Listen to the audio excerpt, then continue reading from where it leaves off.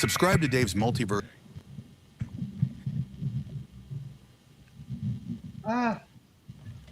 Greetings, humans. I don't know why the music's still playing, so I got to stop it. Let's just delete that or something. What planet is it today? Earthlings, Terra, greetings. We're happy to be here. I don't know why I did that twice. Greetings, humans. We are live in the multiverse for a very special episode of Mars Disclosure Live. Is that doing that? Is that me echoing? What's going on? It sounds fine to us, or to me rather. Dude, check your pump. You might still be a little bit in the fifth dimension. You gotta put all the way in this one before it sounds right. Okay. It's a weird echo when you get stuck between. I'm just hearing myself talk like over and over again, but I guess I'll have to deal with it. All right. We got two delegates from the Institute for Natural Philosophy, Jason Huffman of the Shaman and Philosopher podcast, and Sarah Cosmos of the Universe Unveiled podcast, independent researchers uncovering ancient history, resonances, and alternative philosophies that challenge conventional narratives. Jason, what's up, my man? What's going on, Dave? I love you, man. How you been? Everything going good with you? I'm great, man. I'm actually having the best week I've had in 5 years, so let's get it. Sarah, what's up? How you doing? I'm good. Glad to be here. Excellent. Next, we have John Ward, renowned independent Mars researcher and graphic designer specializing in anomalous structures, megaliths, and out-of-place artifacts discovered in NASA imagery. How's it going, man? What's going on in South Africa?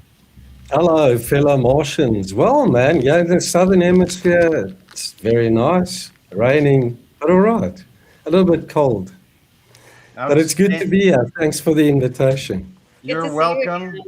This is a community, so let's go. Brian Corey Dobbs is next, award-winning filmmaker, director of Mars Disclosure documentary Blue Planet Red, and journalist pushing the boundaries of what's known about Mars. Brian, love you, buddy. Thank you for joining again.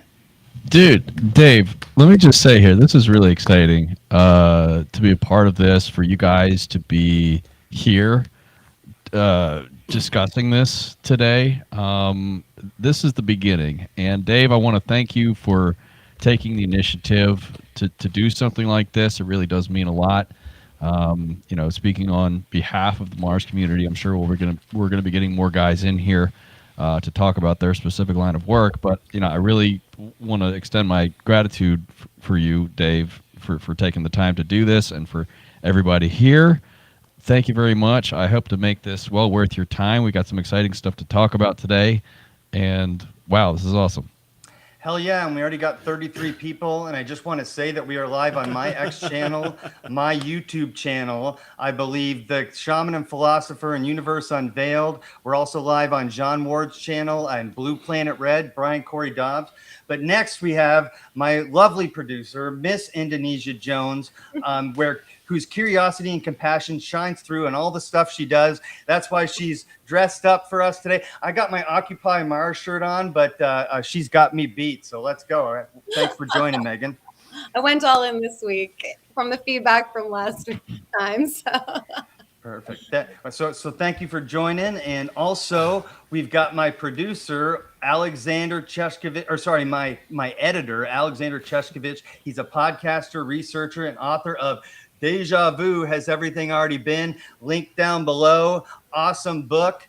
The dude wrote it when he was 17, all right? And this is a serious book. So check it out. Oleg, how's it going, brother? Thanks for having me on. Can't wait. It will be really, really interesting. Can't wait for what will be unfolded today. Yes, sir. And we are going to talk about the cylinder on Mars today. We're going to do a little bit of what Jean does with his imagery, I'm pretty sure. And we're just going to have an open and honest discussion. We're going to, everyone's going to come at this stuff with their own perspective. We're going to see what happens, right, Brian? Yeah, man. Should we get started? Yeah, rock it. Okay. First, let's just. Did I get everyone? Yeah, I got everyone. Yeah, we're good. Okay, cool. Let's just do a general recap for everybody in the room. We have some new people joining us today. We've got some, hopefully, some new viewers in the mix here. We are gathered here today. Okay, We're talking about Mars disclosure. You can find anybody out there, planetary scientists, NASA, a whole bunch of people from academia to talk about Mars. We're talking about Mars disclosure. Okay, so what does that just mean? a tiny paradigm shift. It's all we need. It's really, Yeah, exactly. And what this really requires, thank you, Jason, because that's where I'm going with this. A few years ago, I knew nothing about the stuff we're going to be talking about. And it really wasn't until I started looking at all of the pieces of evidence and all the research that's been done that tells a very different story about Mars. And I know each one of us in the room here on a different journey as far as how far along you are in terms of what you know about this stuff. So hopefully we can sort of do a little bit of a recap, but then introduce these things, because it's any one piece of evidence that we talk about, I know it's not enough to move the needle. But when you look at all the evidence in totality, there is something going on here with Mars, and it was enough for me to jump in the game. And what we're to really fully appreciate what has been done thus far, we have to shine a spotlight on the people who have been following this topic for years now. Jean is one of them, and I'm glad we connected last year, Jean, or whenever it was, 2 years ago. And we're gonna be talking about another one here in just a moment. But disclosure, in a nutshell, what we're talking about related to Mars, we're not today, but in general as we go along doing these things, we're going to be examining all of the evidence for current biology on Mars. We're going to be examining the evidence for fossils.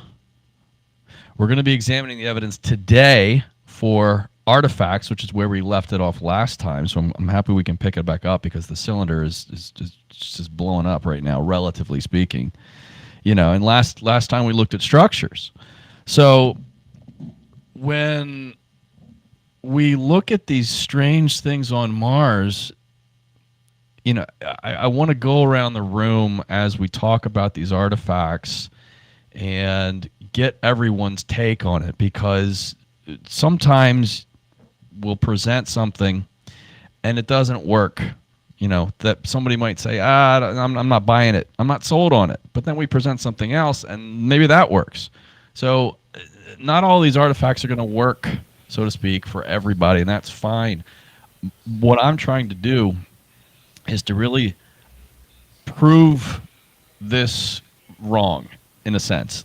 Is there really nothing to what we're seeing? Because if that's the case, then we're just wasting a bunch of time. I don't think that's the case. So I don't think it necessarily requires a degree in geology or anthropology or archaeology, paleontology, or biology. I think it's just a matter of common sense when we're just looking at these things. What does it look like? We're going to be getting into that today. So, the cylinder. You guys have probably heard about this, maybe even seen pictures. We're going to be examining this in detail today. Now, Jason, thank you very much for linking to the New York Post. I mean, guys, this is incredible progress here. We've got the New York Post. Love them or hate them, doesn't matter. It is a very popular news website. And just this past week, they posted an article on this gosh darn cylinder. Amazing. That, for those of us in the Mars community, we've, been aware of this now for a while, but we're really trying to get the public aware of this kind of stuff. And this cylinder provided such a great entry point for those who haven't been following any of this stuff. Dave, what do you got? I just wanted to say, Ricardo. motherfucking Calvario is here. Where'd he go? He was here? I don't know. Busy Ricardo. off the Hello, trail. Busy off the Yeah. trail of documenting actual evidence from the wizened ones. Look how he slides in. Look at you, bro. What's up? I didn't mean to interrupt you, Brian, but I just thank you It's so much, cool. Ricardo, from the Institute for Thank you. Natural Philosophy, joining us from the road, actively working on stuff. So thank you, brother. Thank you for joining. Thank Where you. are you? I'm sorry I'm late. I'm in the Arboretum in Madison. Amazing. Very cool. I The want to talk to you natural about that park. another time. Wisconsin. Yeah. So I'm really glad Ricardo's here because Ricardo's one of these people who've been following Mars for a while now. He's hip to all this already. This is old news for him. So Ricardo, as we go along here, hopefully you can add some historical context. What I've been doing, Ricardo, is trying to frame this idea of Mars disclosure and how throughout the past 50 years there have been people working sort of behind the scenes on this all along. And it really hasn't been given a fair shake in the media and a fair shake with the UFO crowd or the ancient history crowd. And I get the feeling that that's about to change thanks to everybody here in the room today. So, Ricardo, since you've been covering this for longer, what's your take on it, on its evolution? Well, I think that you were saying that this is all news for me. Well, not quite, because it's the work of Genuard and others that was bringing new stuff into the table. They keep discovering things, and these are the things that now are important to take ahead because the rest is already done, right? And unfortunately, although it has been as widely distributed as possible, especially to the ones in power as the UN and the Congress by Richard Hoagland many years ago, it didn't cause any public awareness. So with this new material, with this new technology, with the possibility of discovering and enhancing these images and applying geometry to them and show us that they have to be intentional, I think that's the step that we have to move forward here. In fact, the work that I'm doing here is very similar because I'm working with Jim Shears trying to show that there are sacred geometry in these mounds, in these ancient structures that could be pre or by the indigenous peoples. So it's basically it's the same thing. The difference is in here we're working on Mars and here we're working on Earth. But the problem remains the same: is the acceptance of that capacity, which in Mars' case is even worse because it's a different planet. So, and I think we're going in the right direction with the work of Jan, for instance, and others. Well said. Richard Hoagland, those of you, some of you might be familiar with his name. He was what I like to consider the Nick Fury of the Mars disclosure community, back in the 80s and 90s. He was getting in touch with the scientists, putting together a team, an independent Mars investigative team, to look at these strange things that they were photographing on Mars.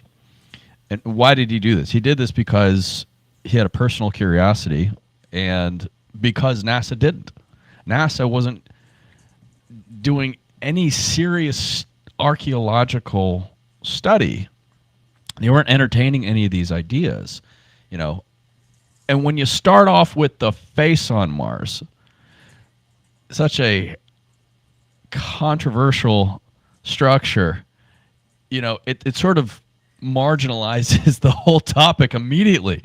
Like, oh, great, we're going to pin the whole idea of artificiality on the face. Now, we can talk about the face another time, but since then, since the 70s, even if you go back to the original photographs and what Carl Sagan himself was saying, he's saying, hey, there appears to be what look like pyramids on Mars. We talked about this last time. But a lot of people sort of lost interest after that. Okay, there was this weird stuff happening on Mars. Maybe there's a face, whatever. But then, yes, decades later, there's an entirely new generation of people looking at Mars. And I was compelled to get in touch with these people because I think I really saw a story here. And I didn't see this crowd getting the attention it deserved. So let's go to the cylinder. John, you don't happen to have the black and white image handy, do you? No, unfortunately, I lined up the color image. That's fine. I got it right here. Oh, you got it. Okay. Yeah. Let me just bring it up here. Megan, are you on that? Oh, does Megan have it? No. I mean, is she going to pull it up? You have to we have to give you permission when you pull it up. So okay. just want to make sure. This is a very fascist podcast, so he holds control of everything. Well, sometimes we both do it. That's why I let you in, and then she accidentally let you out, and then I let you back in. So you should actually sort of pretend like you're asking the intercom system, because that is Starfleet Cadet Megan today. So you might as well assist the efforts, Dave, and let's keep it. Got it. Don't break the fourth wall, man. Okay, so has everyone seen this? Yeah. Before? Yes. Okay. I wonder. I think this is this is what I was alluding to last time. I think this is the strongest piece of evidence for an artifact on Mars. There are others, but I think this is the most easiest to see and most obvious, even to the untrained eye. And I guess that would lead to the next question: what is a trained eye for Mars artifacts? I don't know. Actually, before we dive into this, Dave, what I want to do is, in the spirit of highlighting the original discoverer, let's see, can you guys see this? Yes. This is Rami. This is Rami Bar Alan from Israel. He is the guy who discovered this back in 2022. Okay, Rami, I haven't heard from him in a long time. I had one Zoom meeting with him a very long time ago, and fortunately, he was very open to showcasing some of his finds and some of his discoveries in the film that I did. I wasn't able to get an interview with him, but this is a picture taken from his Facebook page.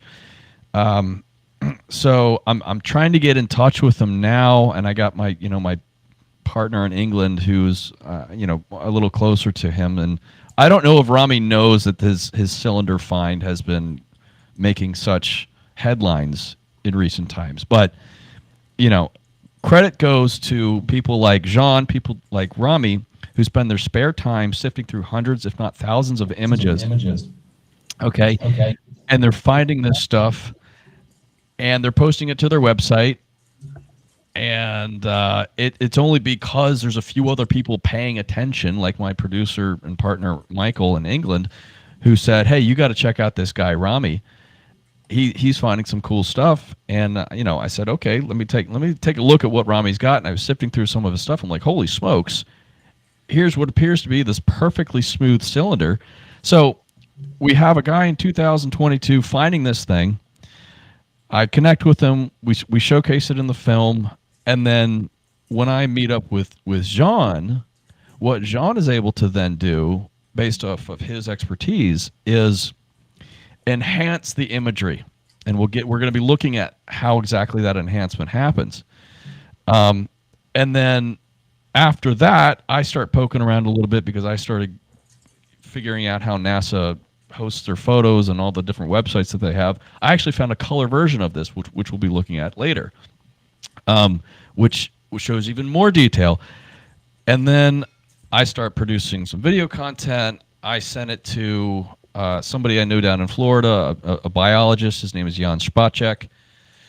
And he ultimately sends it to Avi Loeb. Avi Loeb posts this on his blog, and then it gets picked up by the New York Post. So there's this long journey that this photo had to take to get this sort of attention, and I want to make sure that we go back and we credit the original people looking at this stuff, because if it isn't for these guys taking their spare time to find this stuff, we would be here talking about this.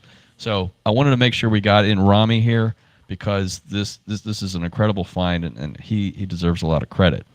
So if we go to the cylinder itself, where the heck is my mouse? Here we go. Nobody else has said I will. Bravo on that. That's one of the reasons a lot of us, whatever, we have our personal reasons for originally choosing to work with people. And, that's one of the reasons. It's self-evident, things like that, Brian, that you do. So just thank you for being you on that, bro. And thank you to the discoverer. Thanks, Jason. I appreciate it. Yep. So here we have the black and white image. This is what he found.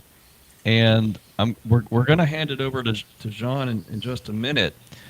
But let me first preface this by saying NASA only posted this black and white image to their website, to their public-facing website.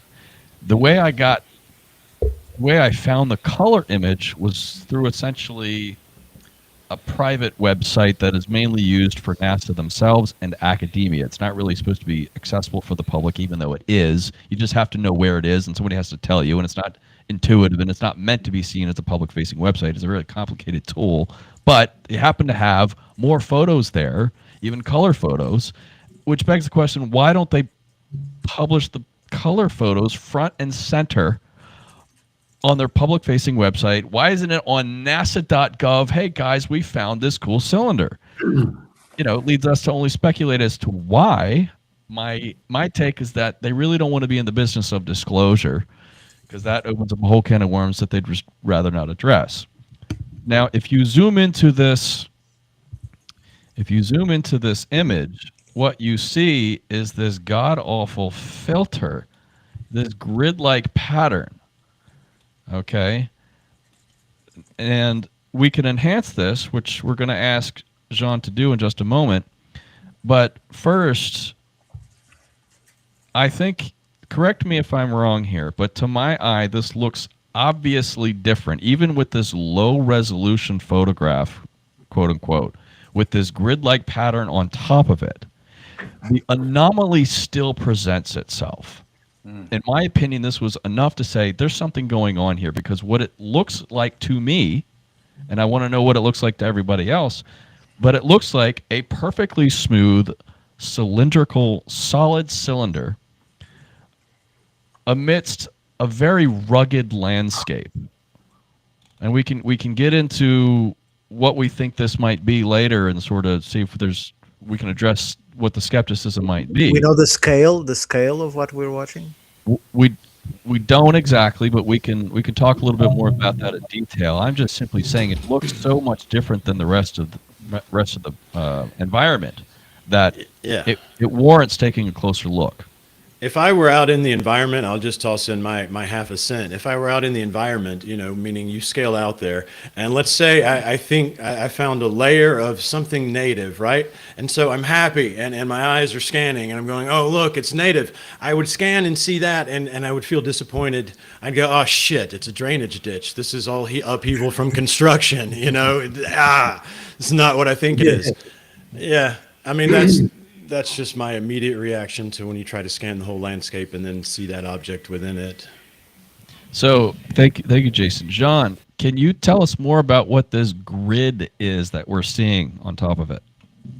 Yeah, it's actually called a biofilter. It was developed by Eastman Kodak many decades ago to encode color photographs to grayscale to reduce their file size. Because obviously when the Curiosity rover... Can you hear me? Yep, And we got quality. I just asked file size and quality. Is that it? Oh, yes. Yes. Well, not so much the quality, but the biofilter does make the image look a little bit blurry and not so high resolution. But when you run it through a script in DaVinci Resolve, which I've done as well, specifically on this item to convert it back to color, its resolution is fine. It surprises me that NASA actually publishes the grayscale photos with a biofilter applied. I don't know why they don't just de-bio or decode the images and then upload the color photographs to the public website. Well, So here- In my opinion, they could be doing that to make it more difficult to spot anomalies, I guess. Yeah. I don't know. It makes it look like a photograph from the 50s or something, and here we are almost in 2030. And then when you zoom in and you see it is indeed a grid, then I want to examine the whole photo at that point, because I see there's something they don't want easy to find. Sure. And Brian will know more about this, but there was a report. There was a request for a report on all of this subject. So finding anything that looks like artificial out on space or in planets, and what would be the recommendations of the panel that was asked in regards to this kind of information. And their information was very conclusive in the sense that all of this shouldn't be public awareness. because it's need to know basis. That's why when they have a new background image of the universe is as high resolution as they can, or a galaxy, it's as high resolution as they can put it. They even give us the TIFF files, right? But when it starts to go into these kind of details, they do the opposite. And I think that's all because of that protocol that was applied after that report was received by the powers that be. Yeah, I think, Ricardo, what you're talking about is this thing called the Brookings Report. Correct. Yes, this was, for those of you who don't know, back when there was no NASA and they were forming the agency, there was a consulting firm, it's still around today, called the Brookings Institution. And they put together this founding charter that would essentially guide how NASA would operate. And in it, you can go look at this. It's even got a Wikipedia article, okay? I featured this in the film. In it, they say, hey, look, if you go out and start exploring the solar system, you might find alien artifacts on the terrestrial bodies. And consider what to reveal to the public. Think whether or not you actually want to talk about this with regards to the public, because, you know, history shows that when I'm paraphrasing here, just distilling this down. History shows that when presented with, you know, a superior, when certain tribes confront other tribes, there's this conflict, and if one tribe is superior than the other, then they have just societal chaos and breakdown. So think very carefully whether or not you actually want to reveal this to the public. So there's reason to believe NASA is still running that playbook. They just don't want to talk about this stuff, but it's literally in writing. So we don't have to sound so conspiratorial, because there's a document that actually says this. Now, Yeah. They hide under the fear of ontological shock, you know, is Yes. again, that they throw that fear up there and they say we're protecting the average human from going into some sort of a shock because you learn you're not the only life form, and it's ridiculous, you know. It's my opinion that when institutions say they're protecting you from something, they're almost certainly hiding Control. Yeah, it's a mask for control. If you look, for instance, for the Vatican has a very active and very well funded extraterrestrial search program. So that is controlled by Jesuits, of course, because they are the holders of the knowledge. But they are doing it in the belief that it wouldn't change necessarily the position of God, because the message of God was given to this planet specifically, and that doesn't mean that God couldn't englobe the whole universe with other species. So they are ready for this for more than 20 years. They came up on a documentary with a leader of the astronomical team speaking about this. So, but they want to be the first in order to control the information, of course, exactly as NASA is doing, because she's the first and probably one of the unique that are in that position. And so they want to control the narrative, and that it happens in so many disciplines. It's no surprise anymore. So. Yeah, that's true. So what we do here, this filter, just to sum up here, this filter is meant to encode color information in a way that they can reduce the file size for transmission, and then sort of decode it once it gets to Earth, and they can extract the color from that. We'll take a look at the color photographs here in a minute. But so what we first have to do is take off this filter, you know, and this is what Jean Ward is really good at doing. So Jean's got a process for removing this filter to make it look a little bit more like a normal blurry photograph without this grid on it. And again, in my opinion, still this anomaly holds up. So I think that's a good spot then. John, you have the color version queued up? I do, and I'll be demonstrating how gigapixel upscales images. So let me just preface this. What we're going to do here is take a closer look at this color photograph, and I want to show the before and after of what Jean really is good at doing, which is this upscaling process to try to help bring out a little bit more detail. And then I want to go around the room here and get everyone's thoughts on their reactions to this and what you guys are thinking about this. So Jean, go ahead and open up the upscaler tool. Share your screen. Alrighty. Can you guys see my screen? It's coming. There we go. Okay. Right. So just for context, Topaz Gigapixel was developed by Topaz Laboratories in Texas. What they do is they use deconvolution mathematical algorithms to upscale images. The deconvolution algorithm or mathematics was developed decades ago, before AI or image upscaling was even a thing. So Topaz Gigapixel uses deconvolution and it upscales images using artificial intelligence.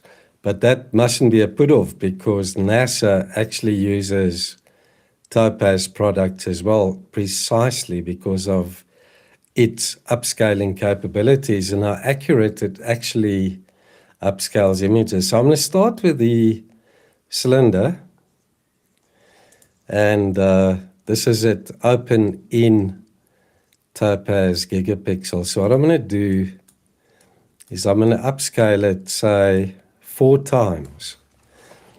And I'm going to allow the upscaler to choose a model to use. I'm going to click on Auto. It looks at the photograph in totality and it decides which upscaling model to use. And then obviously you've also got certain parameters you can set so that you can adjust the amount of denoising, what do they call it, compressing the photographs. You can alter the sharpness of the photos, etc., etc. So here you can see what it looks like when it's upscaled 4 times. And when I click on it, this is what it looks like originally. So if I release my mouse, this is what it looks like once it's upscaled. So if you click between the two, you can see it's producing relatively accurate results. I don't know if you guys can still hear me. Yeah. Yeah, we got you. Oh, you're still there. Okay. Now, if you use other upscaling models, you'll see they're not as good. They might be a little bit more blurry. They might be adding detail that isn't really relevant. So yeah, it's using the standard upscaler. And then, so for example, I'm using the Recover model. This is the latest one, and it takes quite a while to run through the upscaler. Yeah, I'm selecting one that Gigapixel 3 feet. didn't select automatically. So yeah, you must be careful with the parameters that you use. What's the size we're talking about there, John, for the audience? I remember somebody saying 3 feet or something like that. Was that correct? It's about 20 centimeters in length. Avilobe indicates the same, 20 to 30 centimeters in length. And he actually suggests that NASA turn the rover around and go back to this thing. Listen, I'm not confident on the size. I don't know how Avi got that. Do you, John?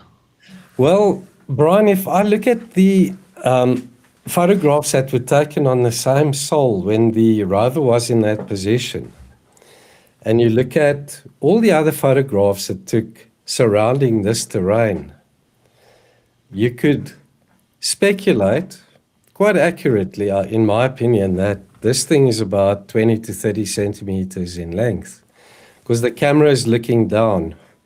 If you look at the photographs that it took around this object, you'll see at a point, you'll see part of the rover, the wheel, etc., etc. Then you can deduce that this thing is about 20 to 30 centimeters in length. That means, for those that are in inches, that means a little bit less than a a open palm from your small finger to your. It's the length of a rule or a ruler. What do you call it in the States? A foot. A foot is 30 centimeters, but so Yeah. it's the size. It's the size of a normal toothbrush. About the length of your forearm. The length of your forearm. You see, the Or a little longer. problem I have with this is that when you're viewing this through the analyst notebook, which is where I got this image, there is a ruler tool that lets you measure things in the photograph. Oh, did it work? Did you get it? Did you manage No, to measure it? and that's the thing. The ruler tool is disabled for this image.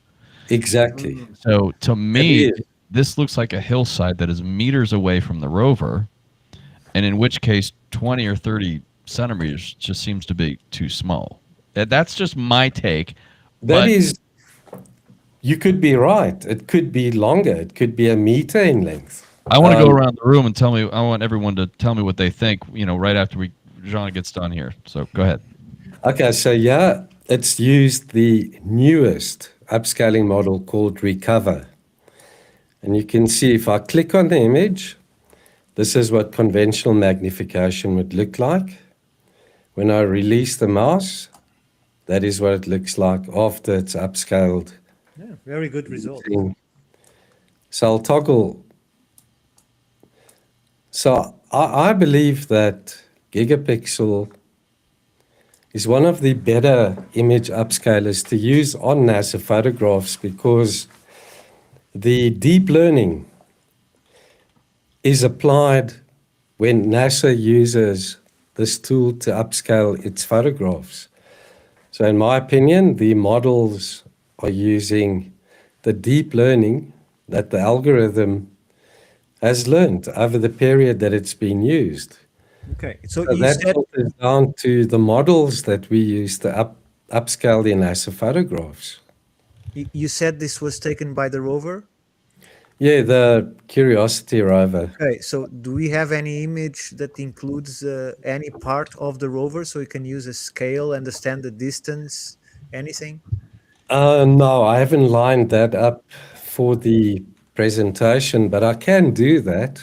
You understand what I'm saying, right? So Yes. It's just going to take a while for me to do the search. because if this is far away, that could be 100 meters long, right? We don't have any idea. But if it is just looking, because it looks like a big downhill over there, but it could be a very small thing, because if people that do macro photography know that even they can go into a small line of water in the sand and it can look like a gigantic river. So there's without a scale, we can't understand what we're looking at. No, we can only... This would be the length you're talking about. So if you stretch your hand, this is 22 centimeters, right? So it looks too small for that, but When you're done, I'd like to see some of the top left of the photo, if that's available in the same resolution. Not now, but just before we go anywhere else in a bit. Guys, what I can show in a minute here, I'm pulling up some other images that were taken that day by the rover, which might offer some more perspective on this. Shall I stop sharing? The color really stands out there too, guys. Honestly, once you see it in color, it really makes it stand out even more than just the geometry. See, that's the thing, is that only through the color photograph can you see that this is a distinctly different color than the rest of the landscape. material, I would say a different material than the rocks around. Yeah, Right. you'd have to say material for sure. No weathering, as somebody in our chat pointed out. I mean, it's nothing like everything around it. We'll come back to the size in a minute, but let's go around the room. I want to hear from everybody is what your initial impressions are of this thing so far. Let's start with Oleg. Let's hear from Oleg first. Yeah, I think that especially the colored one shows us that it's something different than all the rocks, because we see here like a huge image. There are plenty of things on this image, and all the rocks that are around it are completely different, in completely different color, completely different probably material, as you've mentioned. It looks like something brittle, the other ones, but this looks like a solid thing. And when the initial image with this grid on was there, it still looked distinctive from the rest, but especially in the color, it looks different. And you've mentioned the weathering, and you see that everything else is like destroyed, eroded, weathered away, but this thing is very, very smooth. So for sure, it's at least a different kind of material, whether artificial or not, maybe some kind of leftover, let's say, rock, megalith or something, we do not know well, but I also think it is somewhere around 20, 30, 40 centimeters, because I think what is around it are just casual rocks. So from my perspective, it looks like something maybe up to half a meter, not like a big thing. So I think it's completely distinctive from the rest, but I don't know whether it looks maybe something when it comes to Earth, something like metal, maybe something like a blue stone similar to the heated one in I think Hatu said there is this blue stone very similar to that, and also they polished it a little bit. So but yeah, it's completely different. It's, you see that, as you've said, it's not eroded as the other things. Yeah, very interesting. Megan, what do you think? I think I just want to get in there with a shovel and see how far it goes in. There's no denying that that stands out, especially once you pump the color back into it, like, and just how perfect it is compared to everything surrounding it. Like, this does not belong here, naturally, at least, in my opinion. I'm no geologist, but. And I someone agree. said it was an out of place artifact for sure in the chat. And I mean, look at it. Sarah, what do you think? I would agree with the commenter, Ricardo Petrazzi, that you will never convince me that that is natural. One of these things is not like the other. And yeah, that, where did it come from is my only question. Yeah, Avi Loeb suggested it may have fallen off the rover. NASA needs to answer the question, did it fall off the rover? If it didn't fall off the rover, then they need to go back to this thing and manhandle it, pick it up, turn it over, see what's lying around it. But I don't think this fell off the rover because it's lying sort of against the dune and it's sort of covered in sand towards the back. To me, it's a cylinder, not a cone. I don't know if you agree with me, Brian. This thing's been there a very long time. Yeah, that's the way I see it, which adds to the mystery even more, is that Yes. from one perspective, you could say it looks like a cone that's just been tipped over. But if you zoom in, it really presents, in my opinion, more like something that has been halfway buried on its bottom side towards the back. And it's this let me just add a few things, notes to what John was saying about this upscaling process. To clarify, NASA uses this exact tool that Jean is using to do exactly what Jean is doing. Okay, they use it for their space photography, for they've done it for lunar photos. Okay, if you go to the Wikipedia article for the term deconvolution, which is what this process is, it's a technical, crazy technical term. This deconvolution process has been around since the 70s, so this isn't AI slop, okay? This is a process they've been using since the 70s, and they used it on lunar photographs, and it's really just helping to resolve the clarity of these images. Now, Gigapixel is the latest in a long line of software to do this, and NASA's using it themselves, so there's a lot of skepticism as it relates to this upscaling process because people think we're just inventing imagery and we're just doing AI generation, and that's not what this is. So helping resolve these details, NASA wouldn't be using this tool if it wasn't effective, if they didn't really trust that it wasn't manipulating the images. So if we're getting past that, we're looking at this image. This looks like a buried cylinder. Like, come on, Yeah. This is what gets me excited.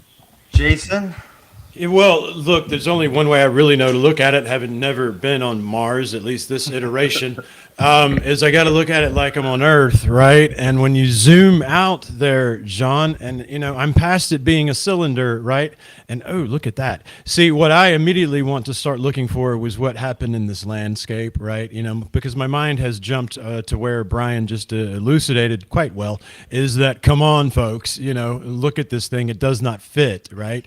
As Sarah said, it's apples, oranges, right? It's just something different. It doesn't fit together. So I want to scan the horizon. I want to scan the land. I want to start looking at weird shit like that seems to indicate something far more than a little water, and a little wind, and that perhaps even I see several different age layers already exposed, and perhaps I even see some horizontal lines all go in the same direction where there might have been some destruction. You see, my mind wants to immediately now start making a story to explain that thing, because that thing it poses a question that you cannot look at this photo and not need an answer to, and that goes for all of these mini anomalies I'm sure you guys have lined up for us. But I've seen personally, to echo what you said, dude, it's just so many that need a story behind it as soon as you take a look at it. Thank you, Jason. And I think let me break this down, because the way I see it, this is either a piece of debris from the rover itself, or from the landing mechanism that dropped the rover there, or from a previous mission. It is human debris, or it is an artifact from an ancient Martian civilization. Okay? Correct. So, in order for us to accept the possibility that this is an artifact from an ancient Martian civilization, we have to rule out the conventional explanations about what it could be. So, if this is the first you're seeing this, like, your go-to is, oh, it's just a rock. Well, no, we can get past that because it's not rugged like the rest of the landscape, and why would erosion not happen on this one particular thing when it happens everywhere else, right? So why does it not match? So if it's not geology, then maybe it's just something that the rover dropped off. Someone just said that in the chat as well, and I think that's a good point. Ricardo, what do you think, man? Okay, so I've been gathering some notes here, and to the point of what Brian just said, is that if this is a piece that fell from one of our satellites from a landing for whatever, I don't see any dragging marks that show enough force for it to stuck itself into the ground as it is. So more too, we can see that the rocks are higher than the ground. And therefore, if there was some kind of accumulation of material, then it would also, there is no sign of it being dragged as something that fell from the sky or was at high speed crashing into the earth. That's my first point. That's a good point. I hadn't even considered that. That's a good point. My second point is, I want you to go into the top of the image where we can see that enormous shadow from a very thin slab of stone, that if we consider that one and another one beneath it, this is very thin rock that should be very brittle, because if this, look at that on, you see how thin that is, and the shadow it casts is not touching the ground. Yeah. Right. So that's very weird as a geological formation. Yeah. There's a lot of that everywhere too. It's very strange, and by the size of the shadows, it can give us some idea of scale, but I don't know how to calculate that. The other thing that I would say is, if you look at that, look at that one. It might be much bigger than we think, because we have no sense of scale. The thing that, if you go to the cylinder again, John, I believe that shadow that we see as the end of the tube, you can put this in even a regular image, even a Windows image, and tell it to take the shadow out. you can reduce the value of the shadow, and I think we can see if that is opaque, or if there is an entrance there, right? It won't be 100% clear, but you can eliminate the shadow from there by the shadow bar, and see if that is an opening or if that is actually a surface, which is unclear. And I'm glad that you zoomed in, because it gives again the idea that it's a small thing and not a big thing by zooming in. But it's definitely it didn't came with the rocks that are around it. Let's put it this way. So It's not the same, man. It's not the same, man. It's just plain and simple.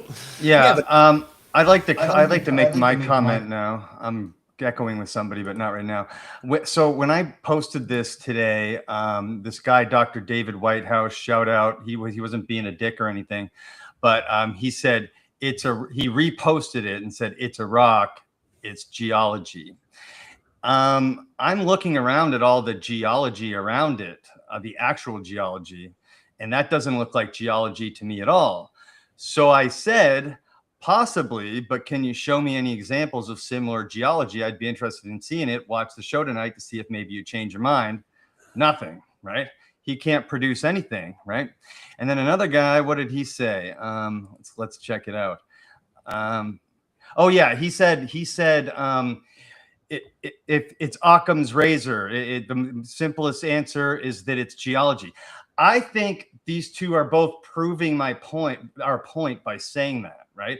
Occam's razor would suggest that that's not geology, okay, number one.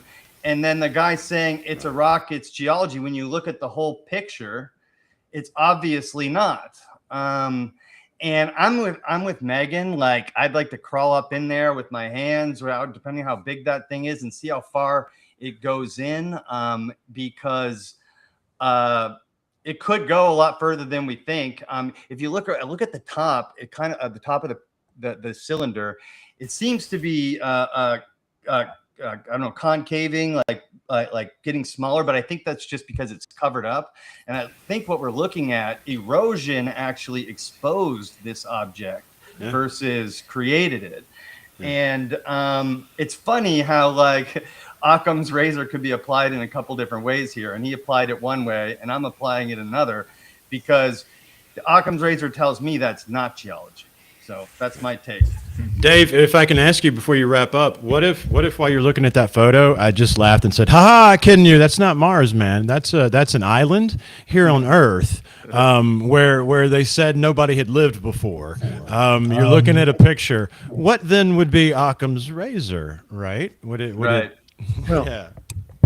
You have to remember how John Anthony West tried to show people how there was water erosion on the Sphinx enclosure. He actually covered the Sphinx with a paper and just showed the enclosure, and then asked geologists, "So what do you think this is?" And they say, "Oh, that's water erosion, clearly as day." And then he took the paper on top of the Sphinx and said, "Oh, so you can't quote me on this." So in this case, is the same thing. And I would even say that the way it's going, we need to think, okay, it's not natural. Okay, then we try to eliminate if did it fall from the sky, which it doesn't seem to be the case because of an angle that is at, so it had to be scraping the ground in order to then to stuck itself into where it is. Otherwise, people can also say, oh, it was there, but then Earth was pushed into it and became as it is. It can happen.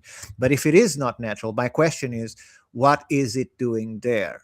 What is its purpose? What is behind this area? Is there any entrance that we can see? Is there any other place we can see other cylinders like this? Because if it is an underground structure, you won't have only one cylinder for sure, right? So it would have more that probably are hidden in shadows or whatever. But I would look around to see what more can we find and try to get one closer to the solution, which we can't never get to the solution, but we can get closer to it. I think there's definitely several processes you can see at play, as you mentioned, Ricardo. I think there's some sort of, let's just say energetic event that was sort of perhaps fast or faster than we see also this second sort of slower erosion is at least what I see when I try to look at these pictures and grasp them. But very strange geology there. The rocks are so thin. Look at to the right. Look how thin. If that is 20 centimeters, look how thin that piece of rock is there. It's almost Exactly. like metal. And it's like, supporting weight above it. Yeah. And then back to the left, there's one that almost looks like a broken tablet, that's sort of square when all the rest of these things are real round and melted. I mean, it's a very anomalous natural feature to try to look at like something on Earth anyhow. Because you can see pieces. Sorry, Jason. You can see pieces that are almost the same color of the cylinder, like this one that is like a puzzle piece in the middle of the screen. Yeah. Right. So, Ricardo, I think this is a point I had considered before. You're saying that these thin pieces of this horizontal rock that is cantilevering out over the hillside and producing this shadow. Yeah. Reasonably, we could expect the thickness of this rock to be what? Well, if the cylinder is 20 centimeters, forget about the cylinder. I'm just saying, like, what would a rock formation, what thickness would a rock formation have to be to support itself cantilevered like that? I would assume a closer between what we would call, I don't know, in inches is hard for me to say. A quarter inch? Yeah, half an inch. Yes, quarter to half an inch. Yeah. That was what I was going to say too. And if you take that into consideration, take the thickness of whatever that is, let's just say it's a quarter inch, times what?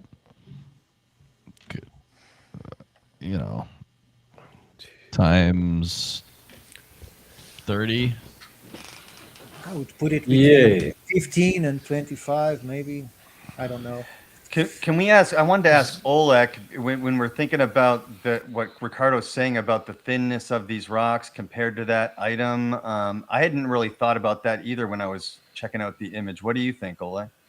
Yes, I agree. I was having a little bit of fun in Photoshop. I can show you in a minute, and it looks like it's something like tube, like it has some thickness to it, and probably, or just to some extent, hollow interior. But I'm working on it right now on a few images that you've sent me even before the conversation. But yes, I agree totally that it looks very brittle, as I've mentioned the other rocks, of course. These rocks look, just as Ricardo was saying, that they are very thin. We see similar things on Earth happening, but it looks very eroded. And what was also pointed out very, very interestingly, that you see crazy erosion, but it looks like it sits inside the ground, but you don't see any kind of marks as it was put there. So probably it was before the erosion happened. At least it looks like that. So, and also, can you zoom in it a little bit? The cone, yes. You can see it's very shiny. So it's also a different kind of rock because it's more shiny. And if you even zoom it a little bit more, you see that the curved edge, so the edge, the dark one, you see it's also shining more. So it looks a little bit artificial, or like a smooth rock, but smoothened by humans, but not naturally. So, yeah. It's natural. It looks very circular too, like extremely circular. Yes, I'm having it. I'm not like Photoshop Pro or something, but I was having, fun with this different kinds. I will send you a screenshot, Dave. Maybe you can put it, or maybe I can share it. Jen, can you push the image to the right? No, that's left. To the right. More a little bit. Where to that ledge of that thin rock that has rocks on top of it. You see? There. So that's weird. It looks like the sand has been blown from underneath this slab, right? But it doesn't look capable of, because if people think about what you call schist, is schist an English name too for a schist? Yeah, schist. It's it's kind of strong, and it could hold that weight with the thickness that I'm seeing there. That would be more or less like this. But if something falls onto it, it will break immediately. It's extremely brittle, right? And I these think rocks look like they are getting, the formation is all part of the same rock, which makes it even more weird. So I think you can see the brittleness from, like, you can see below that ledge or whatever you want to call it, like the fractures of it below it, right? But let's check out what Oleg wanted to show here real quick. Go ahead for a screen share. Yes, yes. Wait a minute, I will open it. okay, while he opens, I just want to say that keep in mind, and Brian knows all about this, erosion in Mars in current times is extremely soft. So if there is great signs of erosion, it had to be happen by the time of the cataclysm of Mars, because beyond that, you can be in the middle of the severest tornado right now on Mars. It's just like a breeze. So what erosion can that produce? Very, very little erosion. Okay, I'm not an expert in Photoshop, but if you can look, you see it's as if Dave mentioned that it's very circular, but you see, in my opinion, it looks like it has thickness to it, and inside is a little bit at least hollow, maybe not entirely, but it looks like it's very thick here, you know, you see, very regularly thick. So like a thick tube of some sorts, but also what I wanted to show you, I don't know if this, no, not with this image here. If you, oh wait, sorry, this is some thumbnails, but it was, I think, better on Jean's screen sharing, but I think that these rocks I'm pointing here up on this ledge of some sort, this thick layer of rock, you see, it looks for me as it was of a later date, you know, as these kind of rocks were put, you know, all the way, scattered all the way these rocks. You know what I mean? These rocks look like they were of later kind, like they were put on this, like these things were weathered earlier on, and then these rocks, you know, they, or at least we do not have such things here on Earth, or I do not know an example of that, but these rocks look like they were scattered in later times. Like this is the original one, this here.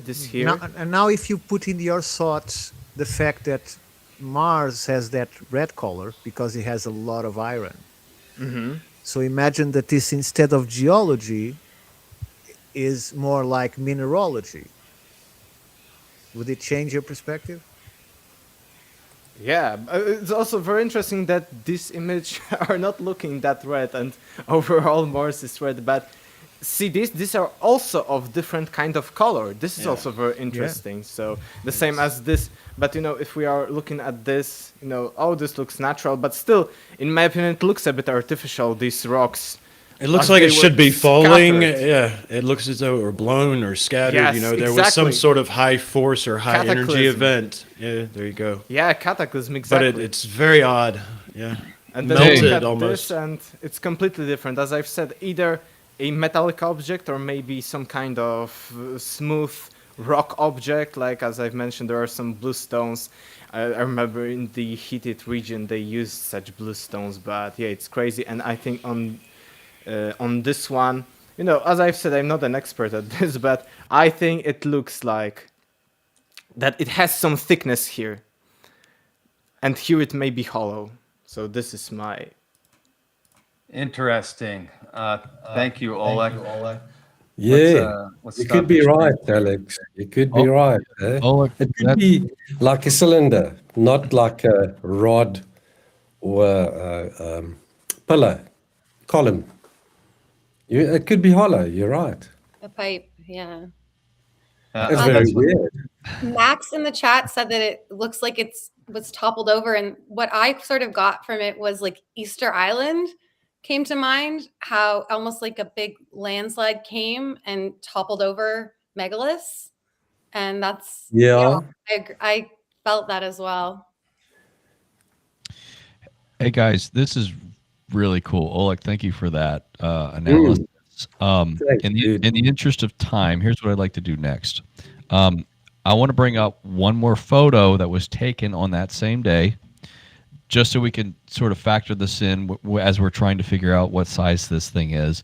And then I want to move on to just a couple of other upscales of different artifacts so we can examine this upscaling process a little bit better. And then we've got a few more artifacts to show you guys, and I definitely want to get everyone's takes on this. So just one more quick share. This, so Jean, correct me if I'm wrong, but NASA will go, they'll drive the rover somewhere, they'll park it, and then they'll just take a series of photographs one day, and then another day they'll move it and take some more photographs. But on one day, the rover's pretty much in the same place, right? Correct. Okay, so here we have another image taken on the same day, which sort of gives us some perspective here about where the rover actually was. So we can see some distance, between the rover and the hill here. Mm-hmm. Now maybe it's a little bit more than where this hillside was. Maybe it's a slightly different angle.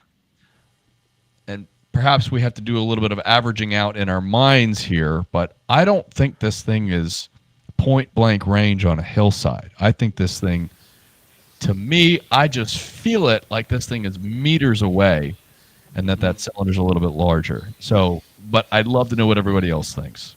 Dude, that one boulder right there in that picture, in that bottom right, that is at minimum, if I'm rover sized, that's at minimum a foot, okay? That's the smallest I could even try to conservatively make this. My experience, if you just woke me up in the ground in the spot of that rover and I looked up, I would be guessing I was looking at something 3 foot plus, man, and it might even be the size of an SUV once I get up on it. You know? I wanted to shout out my mom quick. She's in the chat. Shout out Debbie from Ontario, Canada. Hey, Mom. Love you, Mom. Wow, Dave's mom is here. No way. Dave's mom is joining us? That's Dave's awesome. She's my number one fan. Wow.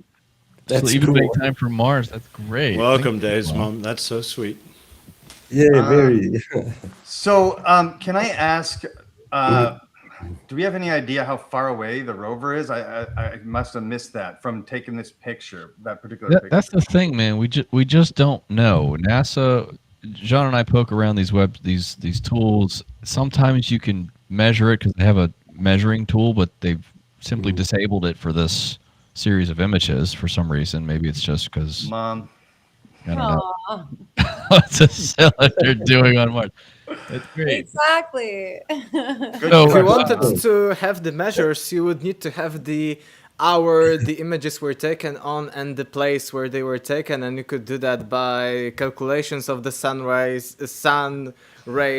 how the angle of the sun is hitting the Mars, but it's much more complicated than doing that here on Earth. Or having the coordinates, we can just go to Google and Mars, the direction Google Mars, and see where how big it is. the image was taken. It also depends on that.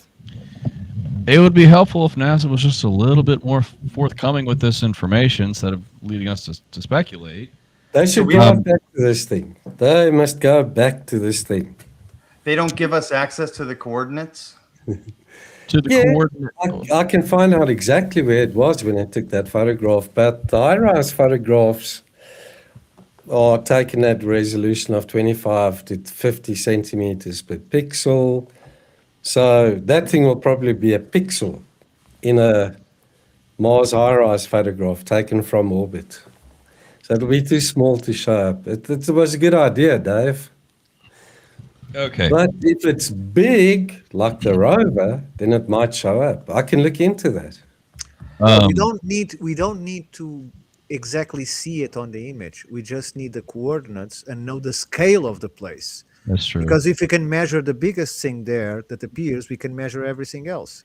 If there was a stereo pair, you could easily calculate the size. But there wasn't a stereo photograph taken of this object. It's like the mast cam took one photograph and that was it. Am I right, Brian? I think so. Oh, yeah, there's no stereo for this, but No. But there are coordinates, right? Every single yeah, photo we'll, I've we'll seen see if have we can get. coordinates. Yeah. We'll see if we can. John and I will dig into the orbiter photographs just to see what the surrounding landscape might look like. Let's Yes, easily, yes. let me just give my final pitch here, and I want to know what you guys think, of course. But I think we debunked. I hate using that word. I'm not going to use it. I think we explained away the possibility that this is something that was part of the landing mechanism. Ricardo, there's no like impact. There's no debris from an impact or anything like that. It's buried. So that's one conventional explanation. It was just part of the landing system. But this is not at the landing site. It's nowhere near the landing site of Curiosity. This is on Sol 3556. Jean, is that 3,556 days? That's Okay, right. this is Martian well day. into the rover's journey. Yeah. This is not a sample collection tube No. because that's Perseverance rover. It's an Correct. entirely different mission on an entirely different part of the planet. And oh, by the way, the sample tubes don't look anything like this. I don't think it's part of the rover that fell off because Oleg, depending on whether or not this is a cylinder or a pipe, I have yet to see, I've yet to understand what a function for this thing could be. Okay. And if it was, NASA doesn't send up these rovers with a lot of fat on them. Okay, everything serves a purpose. So if something falls off, it's a big deal. And if NASA didn't come out with a press release, oh no, we can't take these measurements anymore because this critical component fell off, and here's the image of that thing, then I'm not convinced that it's part of the rover. And oh, by the way, it seems to be away from the rover and partially buried. I don't know how something falls. Gravity pulls things down. It doesn't make it go that way and then burrow itself into the hillside. Avi Loeb, in his blog post, he questions whether or not this is, goodness, where'd it go? Could it be a bit of wiring or wheel material from the Curiosity itself? I don't know, man. It looks too thick to be a bit of wiring. And I don't know what it would be, like wheel material. Like we're just reaching for answers, trying to find something that fits, but I don't know, man. I'd love to get the opinion of some kind of aerospace engineer who's not directly associated with NASA and has to go on their narrative and who's familiar with the engineering of the rover, so that we can just go ahead and rule that out. But I just don't know who that is. But if somebody like that is watching, we'd love to talk to you, because I think what we're trying to do here is rule out, things. And, if it you're could right. be part of the high precision ballistic missile the NASA sent at the face to blow it up, so that the last photo they put out could look like somebody had blown it up. So, that's always a possibility. Sarah, what do you think? What are you thinking over there? I wonder about the area and whether or not it's prone to, like, Mars is known for its dust devils. We need to rule that out as how it got buried in the sand. Do you think? Yeah, I think that's a good idea, to be honest. And I don't know. Does anyone know if that area is prone to dust storms? Well, I think the whole planet is. In fact, I think when we first sent Viking, Ricardo, you might remember this. When we first sent Viking, Viking mission is Viking 1 and Viking 2. Okay? Each one of them had an orbiter and a lander. And I think they had to delay the landers because there was this global dust storm. They couldn't identify a spot, right? It was just dust everywhere. So Mars, the atmosphere of Mars is less than 1% as dense as Earth's. So like wind can only blow around dust. This whole scene with Matt Damon and The Martian, and they can't take off with the rocket. The author of that book knew that he was manufacturing drama, because that in reality would not happen. Okay, it's not that strong. So, but it still, yes, over eons of time would accumulate sediment, dust, deposits on top of something. So that makes sense. Dave, if you don't mind, I'd like to pivot to our next. Oh, Ryan? John. Yes, John. Right. I've got photographs of litter. These are objects that have fallen Okay, off sure. arrivals. Let's go ahead and let's look at those. Let me show you what those would look like, for example. Entire screen share. Okay. Coming Can you up. guys see my screen? Now we can, yeah. Okay. These were dropped off by the Perseverance rover. I think you're all familiar with that piece of foil. Yeah. And that goes towards what Brian was saying about how these things are engineered. Is they're not wasting any space. They're not wasting any pounds, right? Like this thing is very thin. Right. So foil blowing off a few meters, that makes sense. There's another We piece. make that happen. That was from the landing, whatever you called it. That looks like a package. It's like foil. Can you see it? Oh, I would say it It's, looks like a package fold of up. astronauts' food. Yeah, Oh, Martian yes. Doritos. Somebody ate their sweets and just tossed the fucking trash on the Martian surface there, right? Yeah, we do that in every single park in here when they go for a picnic. They leave cans, and they are already doing that on Mars. Okay. The fucking tourists beat Elon to Mars, man. Yeah, but we can see here this is irregularly shaped debris. Obviously, yes, that's down on the ground right below. Look at this perspective. We can easily tell this is right below the rover. Yeah. There's no sky, there's no hillside or anything like that. So Someone sure, went fishing. Fishing net. Yep. Yeah. right. If it fell off, that's where it would be, right underneath. So, yeah. But Then John, the... this is on NASA website? Yes, there's the landing capsule and the parachute. Yeah, these are upscaled images of these. Oh, so This they is say the that original- all of that is from the landing. Yeah, All those stuff. this is from the Perseverance. You can see the chute and the capsule. Or the Ricardo Petrazzi says humans litter everywhere. Yes, we do, don't we? So, that's John, what typical mission litter would look like. Yes, I right. can show you in a sec the last one thing about this cone stuff, because I finally got it that it looks like it has at least a ring.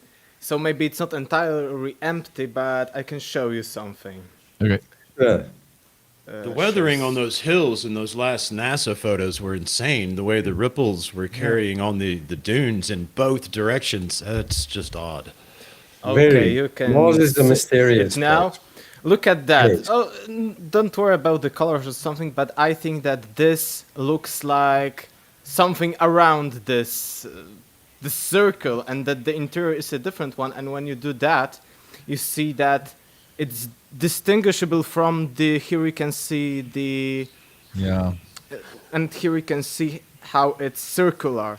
So So it you looks think like there's a chance this is a tube. yeah, that it's empty, because you see almost equal size thickness. It's not everywhere because it's low quality, unfortunately, but Right. I think that it looks like, being artificial to some extent. We have to consider the possibility. Thank you, Oleg. Jean, Thank you. what I'd like to pivot to now is I want to show an example of something that Jean and I upscaled that convinced us that the anomaly in question was more of a natural feature. Jean, can you bring up the gear artifact? Sure. The gear. Right. Can you guys see my screen? Oh, Hang on, it's coming. Okay, so Jean, show us where this is. Okay, the anomaly is there. See this thing right in the center that looks like a gear? Can you zoom on that bad boy? Yep. This was something I featured in the film, and then I met Jean after I made the film. I wish I would have met him before, but so it just looks funky relative to the rest of the landscape there, and so I had him upscale this. Okay, this is using, let's see, Topaz Labs is selecting low-res V2 to upscale this, and the default settings produce that strange shape. Okay, so what does it look like? Yeah, so show us the original. Okay, so that's the original just zoomed in. It kind of looks like a gear, but then we upscale it, and after we upscaled it, both John and I felt like this wasn't enough. Yeah. This wasn't compelling enough to really pursue the artificiality concept. So Okay, I wanted to provide this as an example of something how we want to be transparent with the process and how we don't just assume everything is artificial upon enhancing the images. Sometimes we'll enhance something and say, you know what, it doesn't look like as much as we thought it did. I'm going to try and upscale it using the latest upscaling model. Let's see. Even in the ones that don't work, gentlemen, I still see about 3 or 4 rocks that if I were on Earth, I'd want to take a closer look at, because geologically, there's just something weird that happened to this environment, y'all. That literally does look like a gear, some kind of badass shield or something when it from way back out. But then when you zoom in, it's like, okay, probably not. No. Right. Pareidolia shows me a skull, but with a high sagittal crest. But, Oh, look, Rue says that's the clutch housing from the back end of an That was made by the hunter-gatherers on Mars after the cataclysm that came back through, Ricardo. They etched it into we that now know who ate the snack and threw it to the wind. It's a native lunar calendar. They marked the sun. I appreciate Brian showing that example because we want to be transparent here in the smart disclosure movement that we're not just finding shit out of nothing.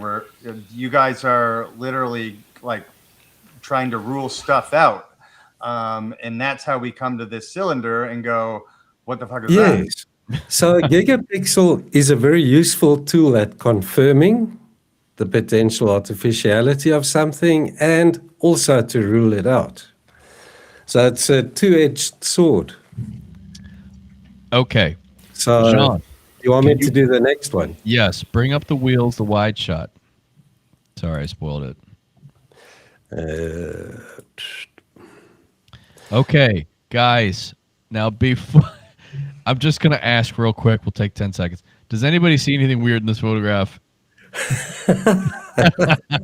See, I want to demonstrate exactly the value with the independent researcher, the Mars independent researcher community.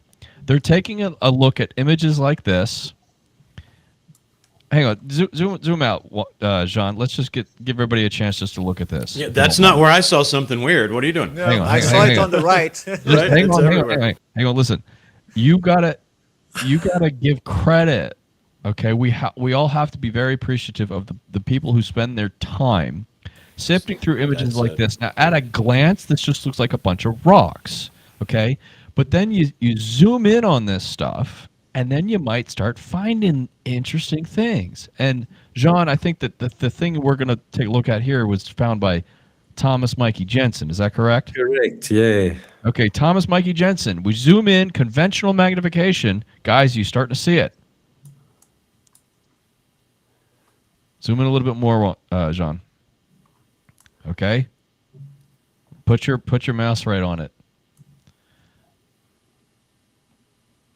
Looks like the wheels on a Hot Wheels car. Okay. Yeah, there you go. All right, let's see. It sure does. Skateboard. It does. That's weird. We're this seeing the Jim of circles. Flintstones? Now it's the bucket off Fred Flintstone's tractor.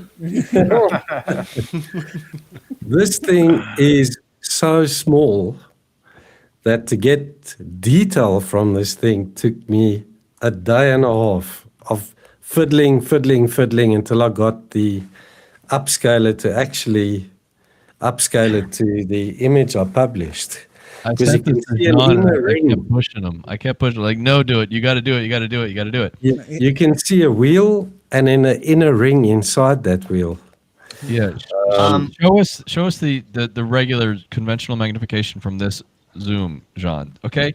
From here, you can see there's a circular shape, and then inside the first circle, there's another circular shape. Yes. Uh-huh.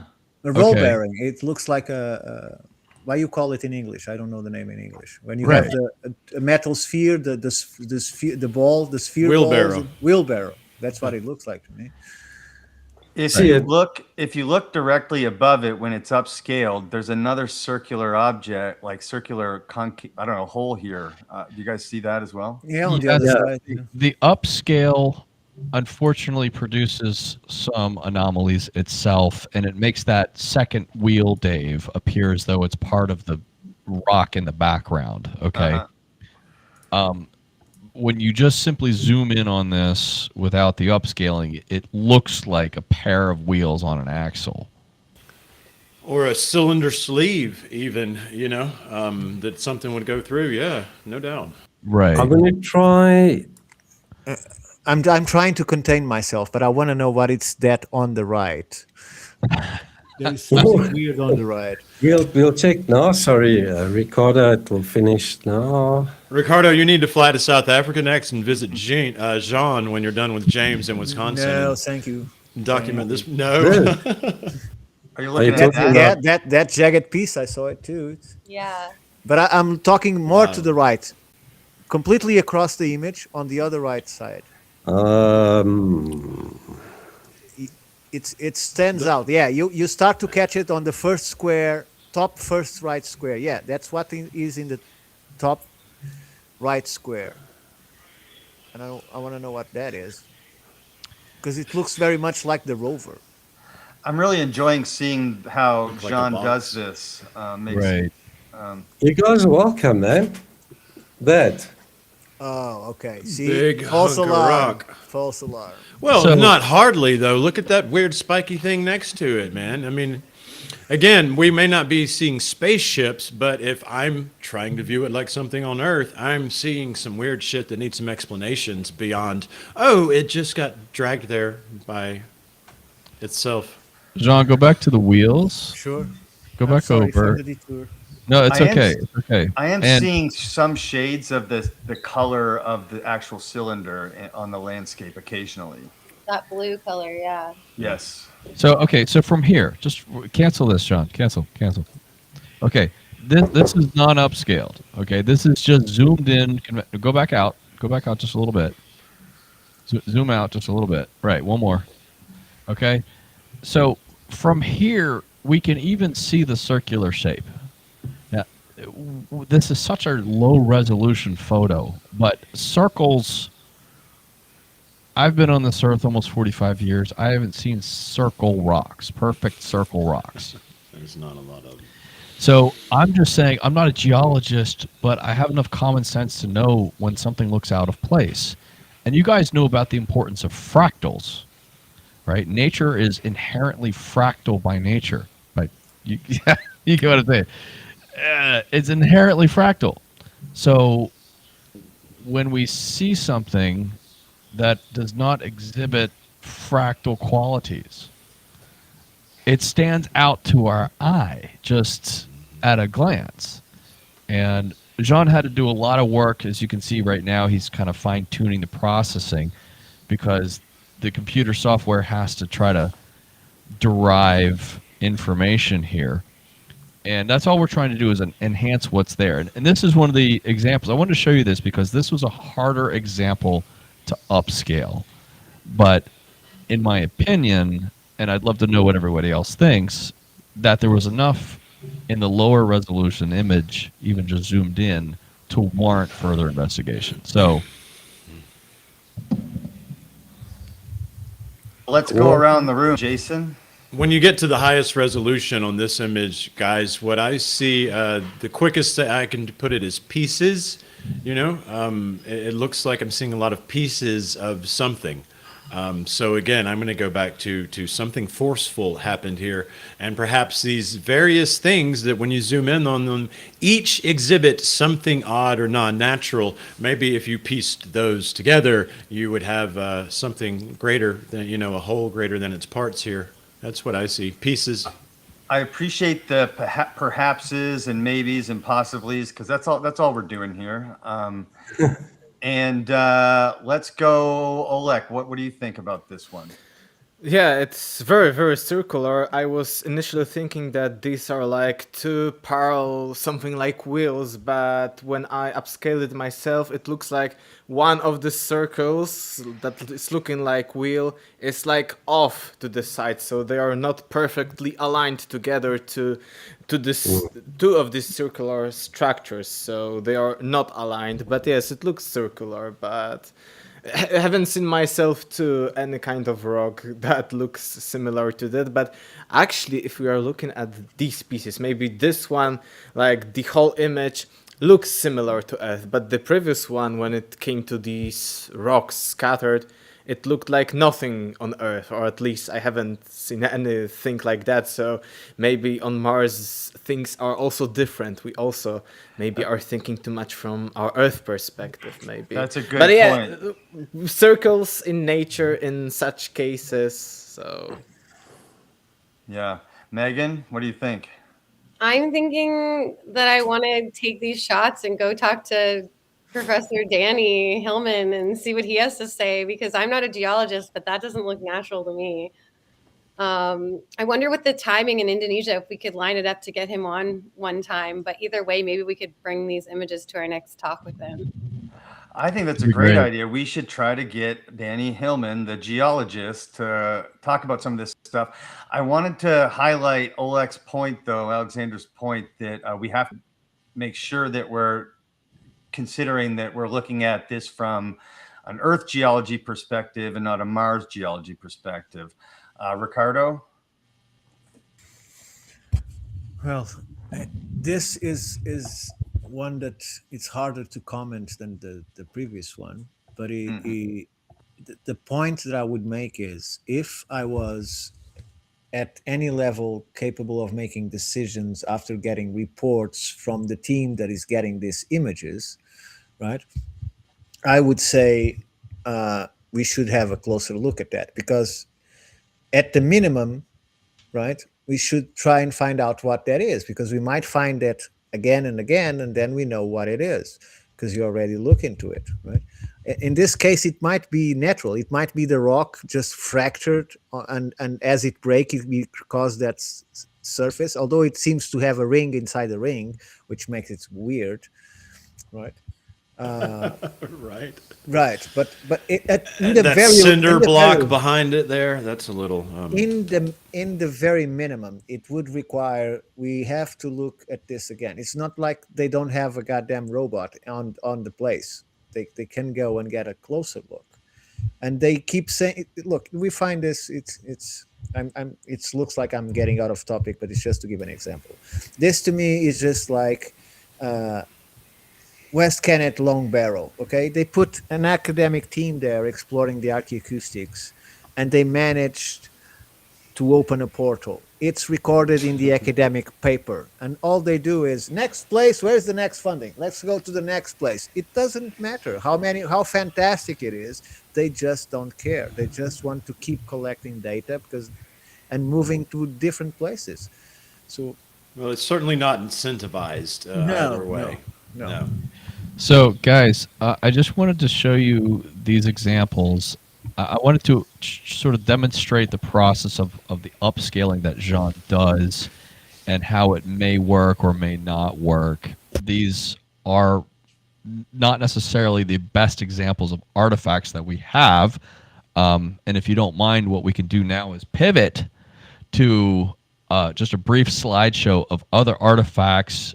And what I'd like to do is to just share my screen, and Dave, Jean, Ricardo, and Jason, I think you guys have seen some of these, so I'd like to give an opportunity for Sarah, Megan, and Oleg to just view these things and give us their initial impressions as we go through them. Is that cool with everybody?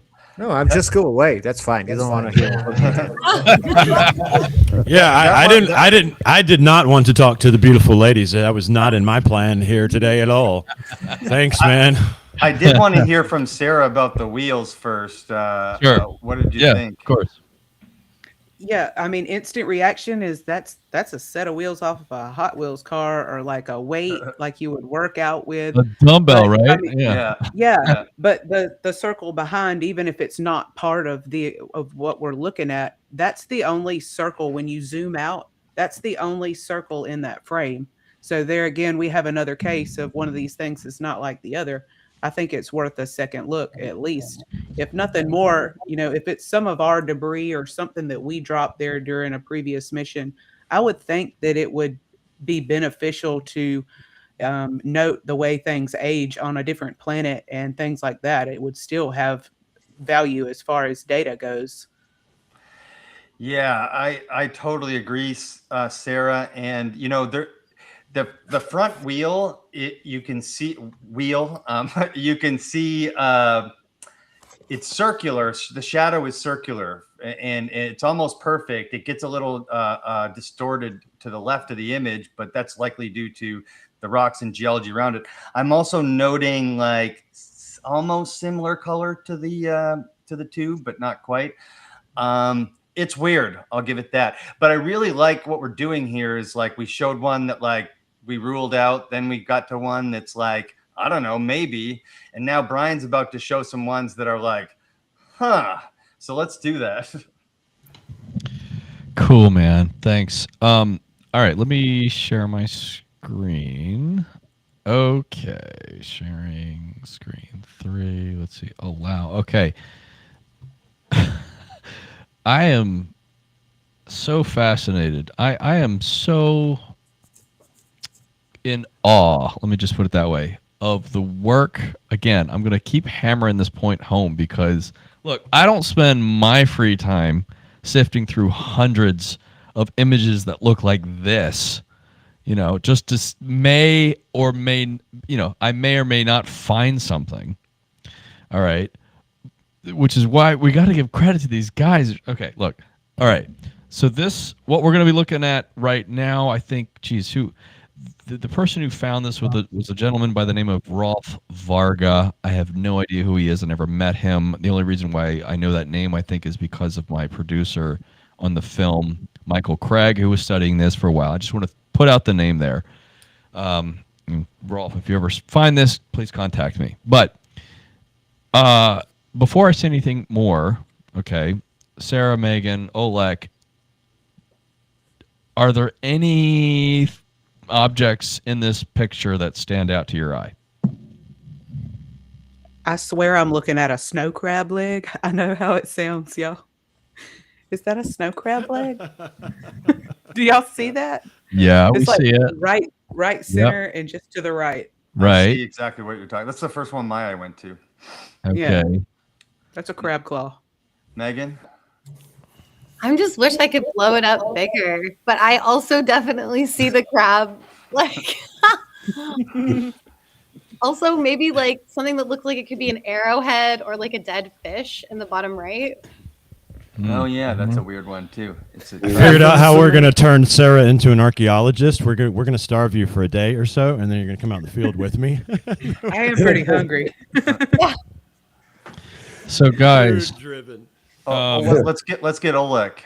Yeah, from zooming in now I see when you've mentioned this crab, but just looking at it like it is, I don't see much on this image, unfortunately. But right now I see, of course, this crab hand. yeah. So let's what we're going to be doing is taking a look at these two particular objects right here. they stand out even at a distance, even on a black and white image, even on a low resolution black and white image showing a debris field of just a bunch of rocks. These two particular things just stand out. And what we're going to do here is we're going to zoom in, and I'm going to immediately show you the conventional magnification as well as Jean Ward's upscaling so you can compare the two. Okay? What the? Is there a way to display the stream here so we can see a wider view? Yeah, I think I can just go like this. Boom. There we go. Okay, just for a moment here. Okay? Wow. It's important to see the before and after so that you can compare the images for yourself and to understand that the upscaling truly is, in my opinion, is not mischaracterizing what the original photograph presents. Now, what the original photograph presents looks like a couple of really odd rocks that just don't look like anything in the surrounding landscape, nor do they look like any rocks I've ever seen. But I want to throw it out to the room and tell me what you guys think. It It's looks an like eel. I'm almost getting like a tool of sorts with the Yeah. craft arm and like pottery or something maybe next to it. Yeah, the stuff around it looks like it has holes in it, like a pumice stone or something, but way bigger. Yeah. For me, it doesn't look like anything specifically artificial, but these holes, and again, you can see the right angle on the crab hand or something that looks like that. You see exactly, or at least it looks like exactly right 90-degree angle, so seems to be unnatural. And also, when you see this crab handle connecting to this bigger rock, I haven't seen in my life rocks like that there is this like bigger piece connecting with some sort of a crab handle at a right angle. So something strange, but nothing specifically coming to my mind. I don't know if anyone's a Stargate fan, but that image Yeah. reminds Ricardo of a Goa'uld from the Stargate. It actually Yeah. does. It does.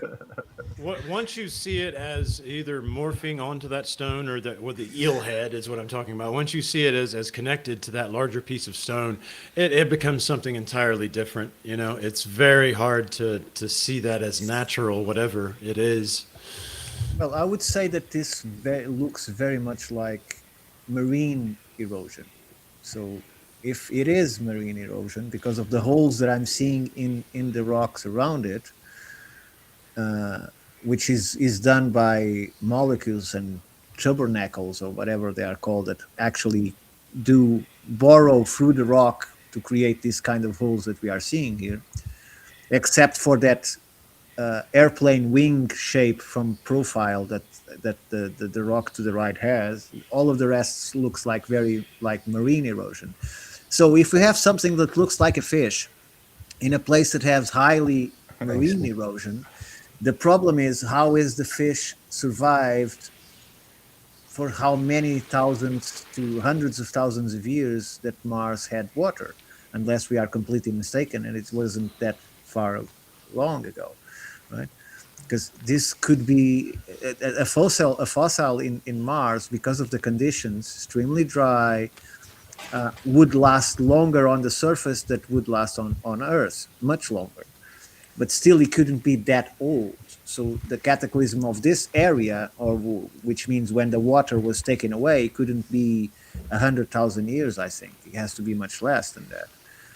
But the point that I would make here is that black dot that confuses us like an eye if you're looking as a fish, is it an artifact of the image, or is that black dot actually a hole in that rock? I don't have the impression that it's an image artifact. Because if we take that dot out, then it becomes some kind of a tool, right? And I would say that it might be or not connected with what we seem to be, Right. like a fin behind it. And that's the thing. People characterize this either as an eel or a wrench. Okay. Yeah. It's just the closest thing we have at describing the shape of this thing. Not to say that it is an eel or a wrench or marine animal, but like our eyes see what our eyes see. And And sorry, I just want to say that because Ricardo Petrazzi just said, yes, fossilized wet water life. I would say that this looks exactly as a shoreline area. Okay. Like a place that is either suffering from tides or has shallow water in it, and now it doesn't have it. That's what I would see. If this was on Earth, without that weird creature in there or whatever it is, I would say this is a marine shallow area or a coastal area that is hit by water constantly, by tides, by Yeah. waves. But And this circular depression here, this looks like, I think somebody said it, like it looks like a vase like tipped over, and we have a circular sort of opening to it. Jean, correct me if I'm wrong again, because you know this stuff better than I do, but NASA will move the rover one day, take some images, and then they'll just simply move it the next day. They don't really linger around too long. Is that correct? No, not too long. No, but for this specific one, they did. And Yes. Jeff actually pointed that out. Brian, before, just to interject here, if I may, Yeah. the rover Curiosity has recently photographed these boxed-in areas. And NASA's actually commented about those as well. And if you look at the Mars Reconnaissance Orbiter high-rise photograph, those look like fish farms or salt paddies, or what do you call it? Rice paddies. Right. Salt farming. Now, that could be a fish fossil. Remember, just before that, I did the one with the fish bone, with those long spikes. Yeah. I featured that one too. Yeah, I do. And it was very close to those boxed-in Right. areas. Right. That's true. That's true. Yeah, maybe they were fish farming. Who knows? We'll have to present those on a different day. Can I comment on this one a bit? Yes, go for it. So I see a right angle, but I'm kind of with Oleg here. This one doesn't do it for me that much. I think pareidolia when I see this one. So And I think Ricardo said, if we were on Earth, then this looked like this. And I just want to point out that we're not on Earth here. So I see the right angle. I see the weird eel thing, but I don't feel that it's a petrified fish or something. Sure. And I hear you on that. And what I'd like to add to this conversation is the following. NASA, for some reason, spent over 12 days at this spot with multiple images of this debris field. That is an anomaly. NASA doesn't usually spend almost 2 weeks taking multiple images at different wavelengths, trying to figure out what the heck is. They do this to try to figure out what the material is made out of. Now, why would they have done this? That in and of itself is strange, and we know this because of my buddy. If we could get a wide shot here, so we get my buddy Jeff here. Because of my friend Jeff Cruikshank down in Australia. Mars Disclosure is global, folks. We've got people all over the planet looking at this stuff. Now, Jeff did the hard work at looking at the analyst notebook and happening to notice that multiple photographs were taken over almost a 2-week period. He got in touch with the mission's lead scientists of the Curiosity rover and asked them, why did it do this? And they didn't really give him a straight answer, but they were able to lead him, and they were able to provide some information, some context about what he was seeing. But he uncovered this, the fact that the rover parked for almost 2 weeks and took multiple photographs. That is not something the rover normally does. That's completely abnormal. That's because the rover only stops to take the pictures and continues to move. It's in Exactly. Continuous movement. Dave, I'd leave you by the campfire and go dig on that one, man. I'm going to disagree with you. That's got something. I'm not saying it's not weird, and I totally understand why NASA would take a bunch of pictures of it and spend some time there. But I wonder what conclusions they drew from it. Is all. Thank you for framing that. I didn't know they took a bunch of pictures of it, but like, I don't think that every single weird anomaly on Mars that NASA takes a bunch of pictures of just because it looks weird, it necessarily means that it's like Right. an anomalous feature. Sure. And I'm not saying that it's not an anomalous feature. I'm just looking at it and going, Doesn't it's work for you. Right. I'm in between. Sure. I'm just saying that it wouldn't be unusual to find a marine fossil in an area that looks like it has been a marine area. Who That's knows all I'm what? saying. Yeah, who knows what the heck this stuff is? All right, next one. And I just like an excuse to dig rocks. So I'm always leaning that way. I would definitely take a closer look at that if I was in a spacesuit on Mars for sure. Megan, Sarah, Oleg, what do you see? A terrible place to make a farm. Something like a vase on the middle right side. It's hard to see a whole lot when it's this small. Like ancient vase. If you do this long enough, your eyes immediately zoom in on the artifact. Yeah, it looks like like the middle Your of eyes get trained when you do this for 9 years. It's so easy. It's on the right. right Hint, hint. Right. So we are looking at that thing right There there. we go. Okay.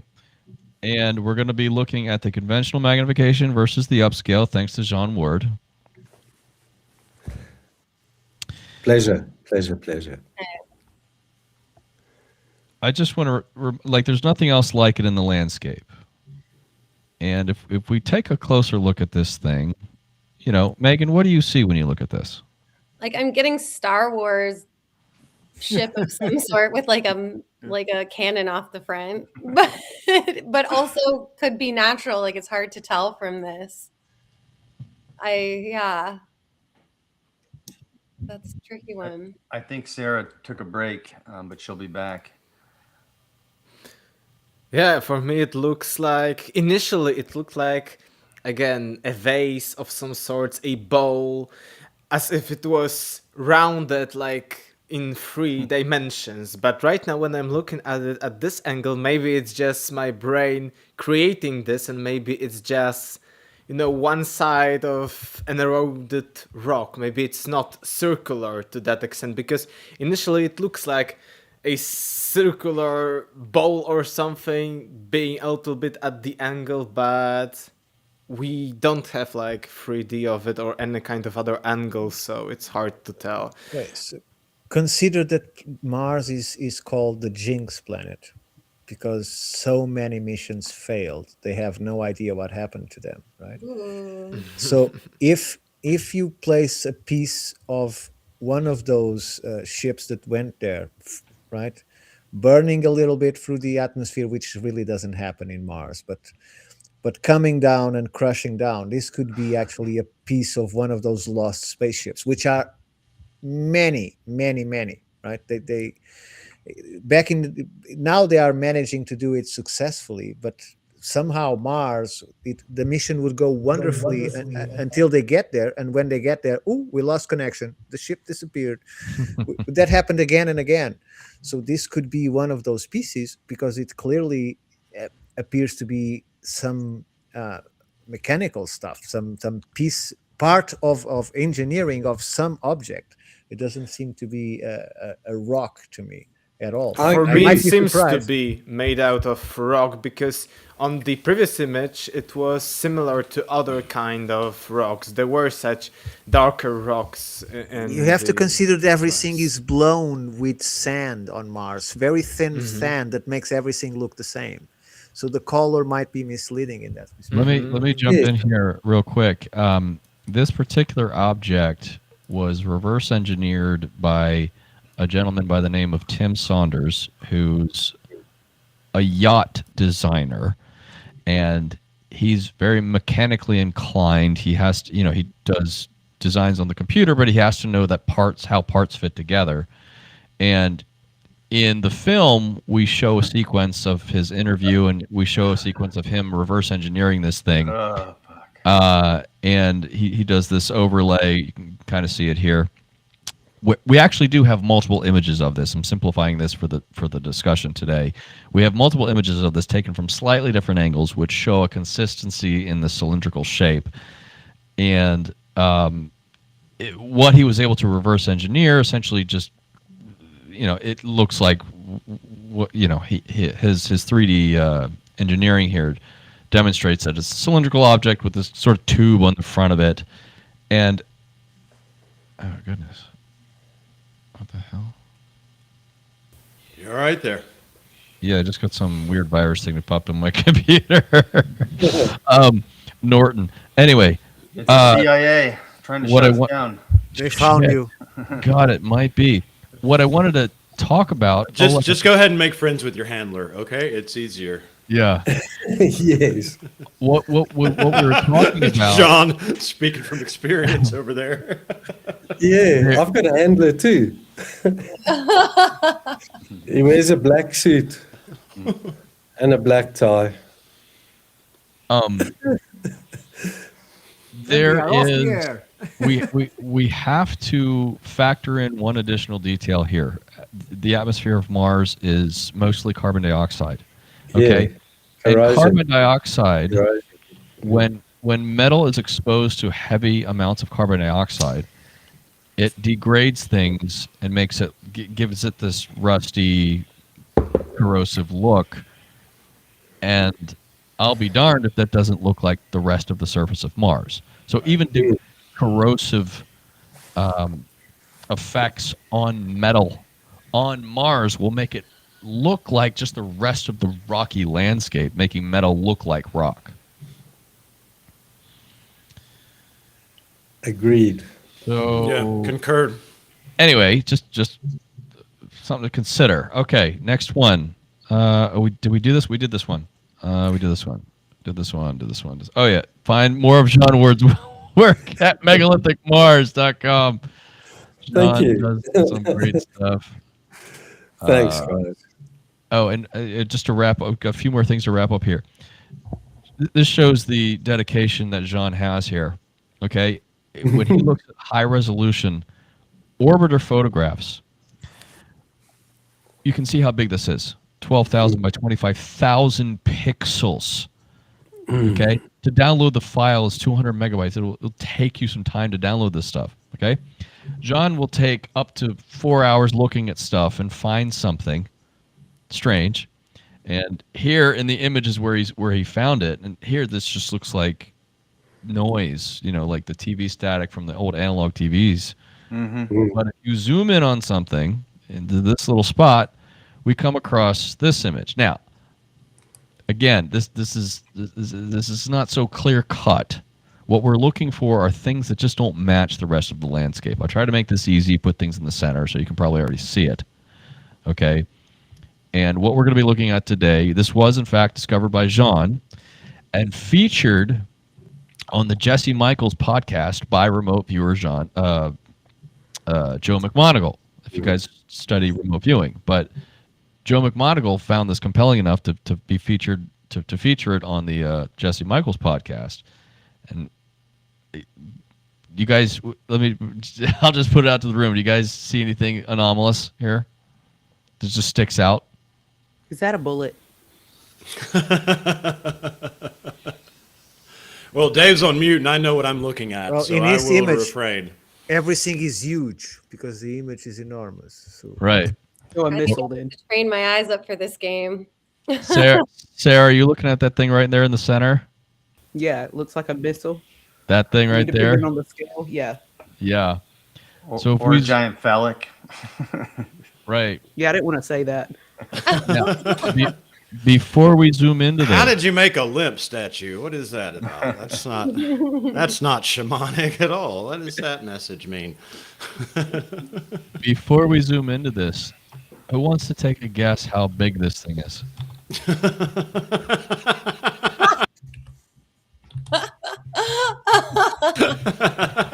A few meters probably. Real big. much bigger. Much bigger. It It just looks small. It must be cold there. Ricardo said there was a lot of water in the area, so that probably had something to do with the shrinkage. You know, don't judge. It was Maybe it's a boat. It's a grower, not a shower. There is water there. I'm still in the same podcast. I must come into another one by accident. I think that was my fault. I'm the one who did that. Ricardo, we're over 2 hours at this point, brother. It's wherever it fucking goes, man. All bets are up. So, guys, the thing we're looking at right here is 65 feet long. Oh, wow. holy. You were right about water. It looks like a boat. Whoa. So if we Is that a can, number on the side of it? if we can adjust it there. Oh, yeah. I got you. Megan, or- yeah, Dave. How's See that? that. So what we see on the left is conventional magnification at a few different scales here, okay, and then an upscaled version here. I don't know. Just the thing to keep in mind is sometimes we can sort of characterize what it looks like. Other times we really can't. I think the one thing that we can say with confidence is that just the things we're focused on just simply don't match the rest of the landscape. And when you get something like this and you see it just even blurry, what would present, what rock would have this shape with the, I don't know what this is, if this is a hole in the center with this obviously rectangular portion on the back. So it's just stuff like this that catches our eye. And it was compelling enough that it caught, this is Joe McMoneagle featuring it on the Jesse Michaels podcast. And this is John Ward's upscale right here. So, you know, credit goes to John Ward for making news here.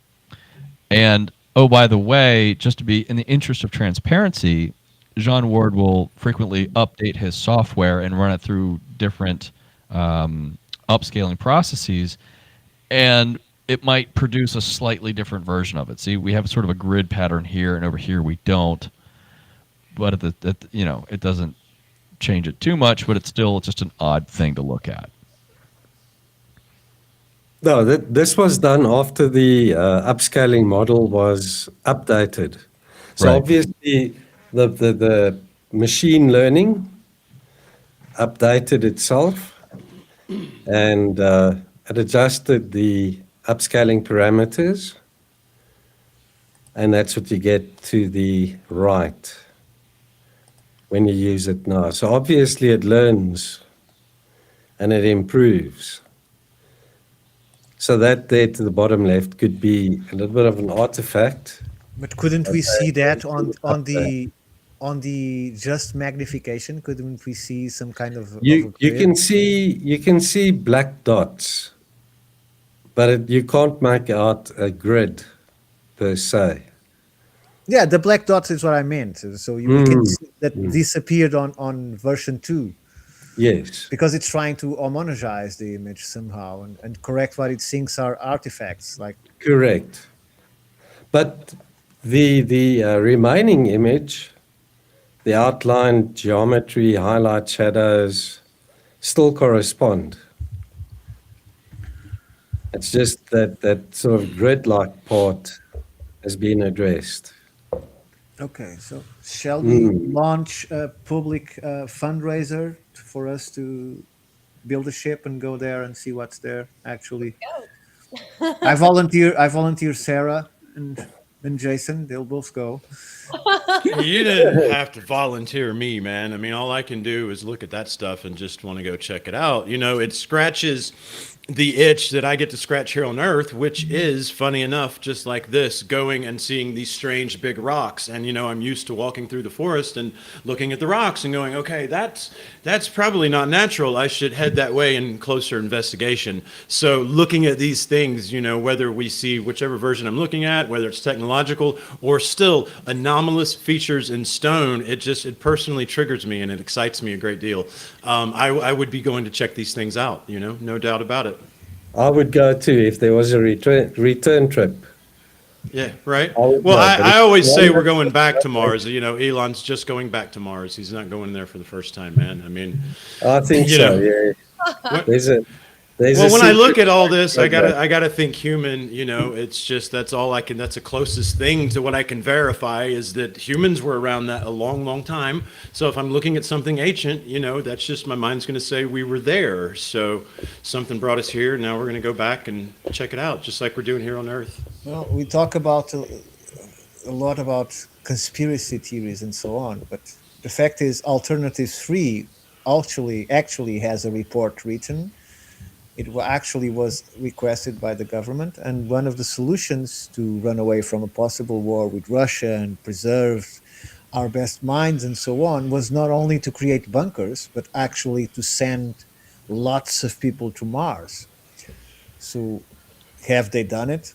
Because in fact, those people disappeared. If you go to the records of that time and to the documentary that followed this, that actually was banned to be published in television in 89 or 88, I can't remember the date. It's also called Alternative 3. They are exposing all this, and the families, by the time of the documentary being made, still didn't know what happened to their brilliant sons that were top scientists that coming out of the universities and so on. They all disappeared in the same day. So where did they go? And the project speaks of creating underground structures on Mars using natural caves and so on, and using those structures to keep a permanent population on Mars to, in case the Earth cease to exist because of a nuclear war that might be coming into the future.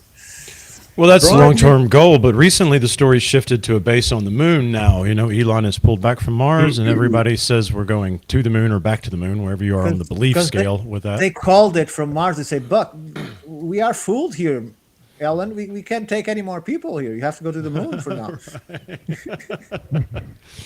Since you guys were getting close to the moon, we relocated the Anunnaki base. It is now back on Mars, so you guys stay over there. Guys, to me, this looks like a craft of some sort for whatever reason. And so I Googled human crafts that are 65 feet long, and there's a bunch of different stuff. Luxury motor yachts are typically around 65 feet. There's a Coast Guard called a cutter thing that's 65 feet. In aviation, a plane called a Regent Sea Glider has a 65-foot wingspan. So it seems to be like a common length for crafts.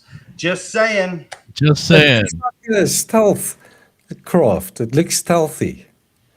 It doesn't have sharp edges. Ricardo keeps requesting, is it possible to flip the image upside down? I think he seems really confident that we're going to see something differently if we flip it around. It's going to look like a middle finger. I see what you're doing, bro. Okay. It's not this Ricardo. It's the Ricardo in chat. In the chat. Sorry. Brian, while you do that, I've got a quick article to read. Former Israeli space security chief says extraterrestrials exist and Trump knows about it. I don't know if you know about this article. The guy is Haim Ashed. Haim Ashed. This story went viral last year. And in the article, it says that there's underground bases on Mars and that the US government has been working with aliens in those underground bases doing experiments. That's Alternative 3. If it is real or not, who knows? Yeah. That's Alternative 3. And it's from the It's, 70s. It's from the 70s. Well, it supposedly started, though, in like the 40s or 50s, right? And The our governments protocol, met with yeah. them. The I know- protocol. I think know the this is aliens not- were setting the bastards up. You know what I'm saying? They gave them all this technology that they could have either gave to the people or kept to themselves, and now they kept to themselves. And now that we're exposing everybody, they went to Epstein Island. The aliens are sitting back going, now we'll see what they do. We gave them all this shit, and they hid it from you.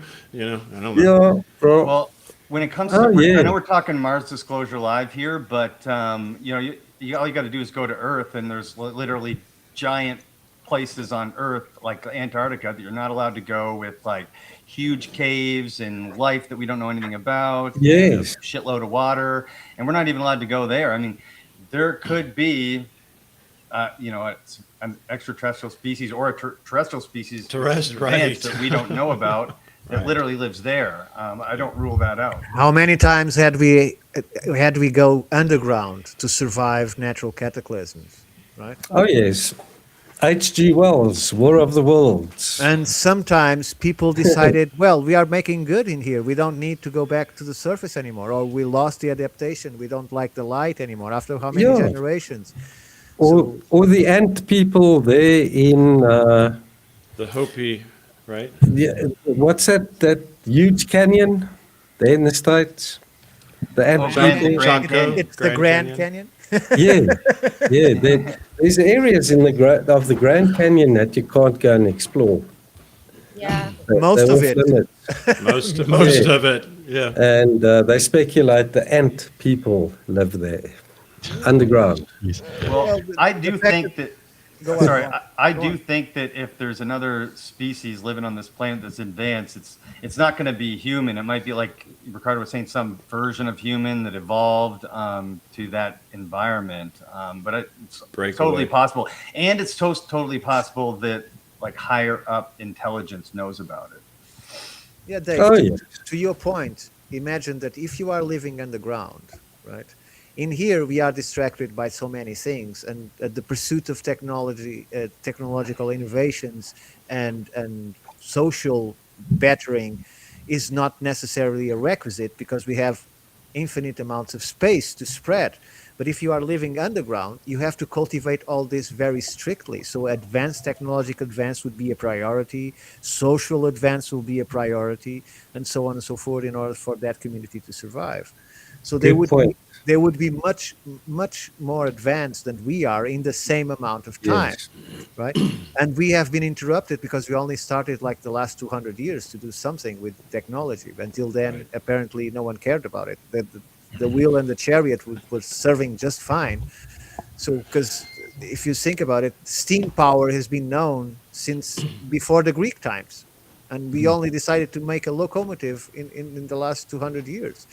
So We were imagine too what- busy chasing money, man. That's all, because every technological advance gets stunted in growth so we can maximize earning capacity from it. That's just what happens. Now, if I was a civilization, no matter where I was, on Mars or in the center of the Earth, and I didn't have those confines, I wasn't driven by financial constraints as my motivation, then fuck knows what I'd come up with. They might be the people in the sky that are lights. They're not extraterrestrial. They're a breakaway civilization that said we're done with the games and the resets, you know? So I'm wondering, because I'm seeing the wheels turning, what the man who wrote the book In Search of a Previous Lost Civilization is thinking about this, because he's very from practical. this upside down perspective, 180 degrees change, it looked more natural than the initial image. So that's a point, but can we come back to this so I can show some things? Especially when you look, because, okay, let's assume for a moment that these rocks, these two huge rocks, are natural. Okay, let's assume for a moment. But when you see the right one in this case is completely different. It's, smooth. It's eroded, weathered away smoothly. And the left one, and especially on this version 1 upscaling, with this grid and this dark thing, dark dot or whatever it is, these are things that are distinguishable from the other rocks. So maybe it's a rock that underwent, someone cut it or someone created. Especially with this grid or whatever it is, it looks artificial. Maybe not like an object made of some other thing, but at least as a kind of megalith that was carved.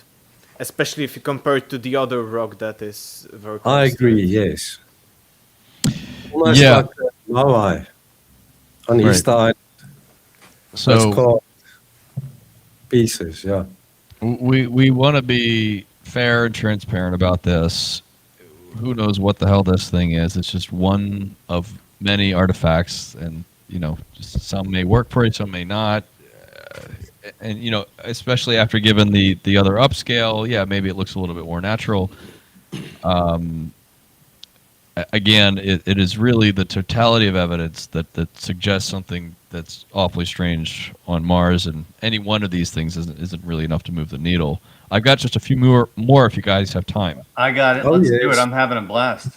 Okay, Me as this well. is really fun, guys. Thank you so I much love for it. doing this. And Brian, I think you should also add here and explain that we are looking to a planet that suffered a massive global catastrophe that took the atmosphere away. Yes. So you even talk about a kind of a nuclear explosion for the magnitude of it. So we are looking at a debris field, which is even harder to identify, right? Yes, Mars was subjected to massive catastrophes, both natural and artificial. I mean, that's sort of it's a whole other live stream for us to go through. And that's the goal here of these sessions is to really try to present what we found over the past half century. Say, hey, for you guys who haven't seen this stuff before, what do you think? Are we seeing things, or is there something to it? And then for you guys to slowly ingest the whole story, which does include more than just structures and artifacts. Okay, we're showing this stuff now because it's the most exciting and fun to do. But as we get deeper into this conversation, it'll start fleshing out the whole narrative a little bit better. Yeah, the first image with the cylinder was, I think, the evidence that we've seen this weathering of other rocks and then these other kinds of rocks scattered onto that. So it may seem that these were the leftovers from the cataclysm that were scattered over already weathered and already destroyed thing. Right. There was a comment that was just up on screen about electric Agreed. plasma bursts, which was definitely relevant here. We'll get into that later. Okay. So Sarah, what do you see here? It's It in the doesn't center of look the like- image. It doesn't even look like Mars. This looks like a microscopic image of something. Like I can't make Tree much out bark. here. It's tree bark. A spider. It's a chicken nugget. It's a chicken nugget, sir. It's There's a chicken web leg. there. Some fried chicken. Megan? Yeah. So we got this is an orbiter photograph. I know it's sometimes hard to tell exactly what scale we're looking at here, but just think we're thousands of miles above the planet, looking straight down. Are those circles concave or convex? Good question. Concave. What we're seeing here. They concave, hollow, depression. To me, it looks 25. like- Oh, I was just The gonna say, scale, the scale's 25 centimeters per pixel. it looks Go ahead, like Megan. the Good, beach yeah. when the water goes out on the sand almost to me. Yes. Yes. Also, I'm seeing what look like potentially meteorite impacts. Right. And then straight in the center, something seems to stand out, at least against the rest of it. I couldn't guess what it would be, but it does seem to look a bit different than the other impacts are displaying. Right. Correct. And that's the point here. At a glance, from a distance, there's something inherently distinct about the anomaly in question. We're going to take a close-in look here. Credit to Jean for finding this. Oh, What the? You showed me this already, but every time I see it, I'm like, what the? Holy Scale. shit. We need scale. 30 meters across. Okay, so it's an Ewok village. Right on. Yep. Nice. Mystery solved. Next image. Okay. Not quite sure what to make about that, but it looks almost like biological. Like it looks like I think we can all agree that it's not an impact crater. Right. Did we find the gigantic spider in the remaining of the image or not? The planet is healing itself, Ricardo. There was a rift there from Yeah. some sort of cause we can't imagine, and the planet is growing its The crust. back fibers are together. growing back together. What's It with looks these? like Sorry, what's Ricardo- with these segments? There's literally segments there. Like that's the strangest part about it to me. it looks like Giga art from Aliens. Oh yeah. Yeah, H.R.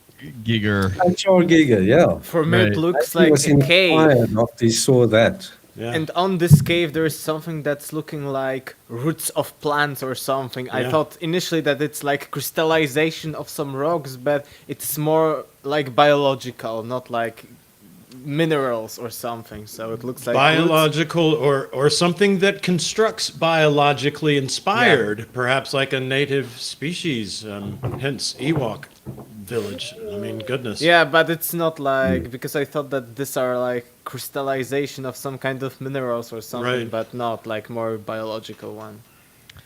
It's awfully strange. There was a comment that just appeared on the screen a moment ago about plasma or electrical discharge craters, which we'll get into in a different episode. Meteors are not the only thing that cause craters on terrestrial planetary bodies, but that's a subject for a different conversation.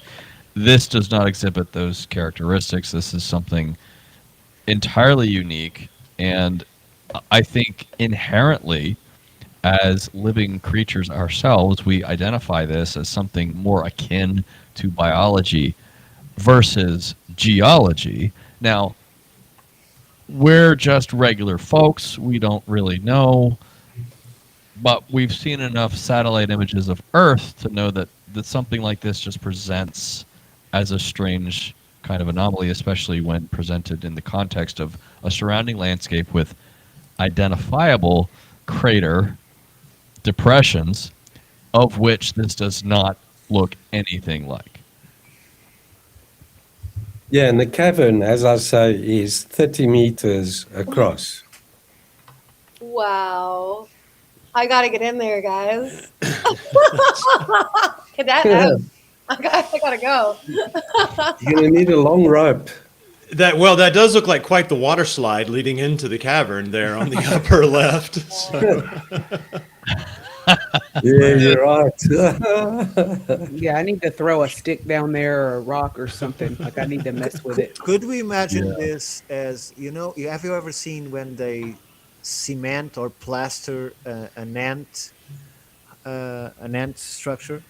oh, I see what you mean. Where they pour the plaster into like the When termites. they took Yeah. the land around it, and we see Yeah. all those like tunnels, but they are just the plaster. Yeah. going from place to place. I don't know. You got a point there. It does look like it, eh? Yeah. Right. That's Yeah. in- So it's just strange, that's all. Those areas of black are awfully black, which indicates deep voids. But until we know more, we just want to point it out as an anomaly. Now, this isn't necessarily an artifact. I just threw it in here anyway. So moving on, we have this thing. Megan, Sarah, Oleg. Hint, totem pole. Hang on. Yeah. Give him a minute. This is like a fun game show. It is. Yeah. It's interactive. And it's not I in got the center. nothing. This Unless you're talking about this line of rocks in the upper left-hand corner here. Mm. Okay. The bathroom vanity up there, the light fixture. Is that like a fairy tower there? Are those stacked? If you guys were There you on go. Mars and you saw this, wouldn't you just want to walk over and just take a closer look? Let's go. Oh yeah. What?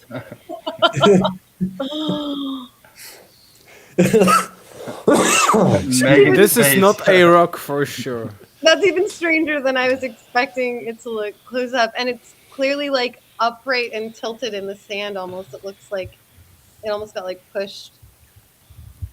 What's the size of this thing? Oh, I don't know if we know. Is, John, is you know? this a candy bar with hazelnuts on it? It's a Toblerone, isn't it? Yeah.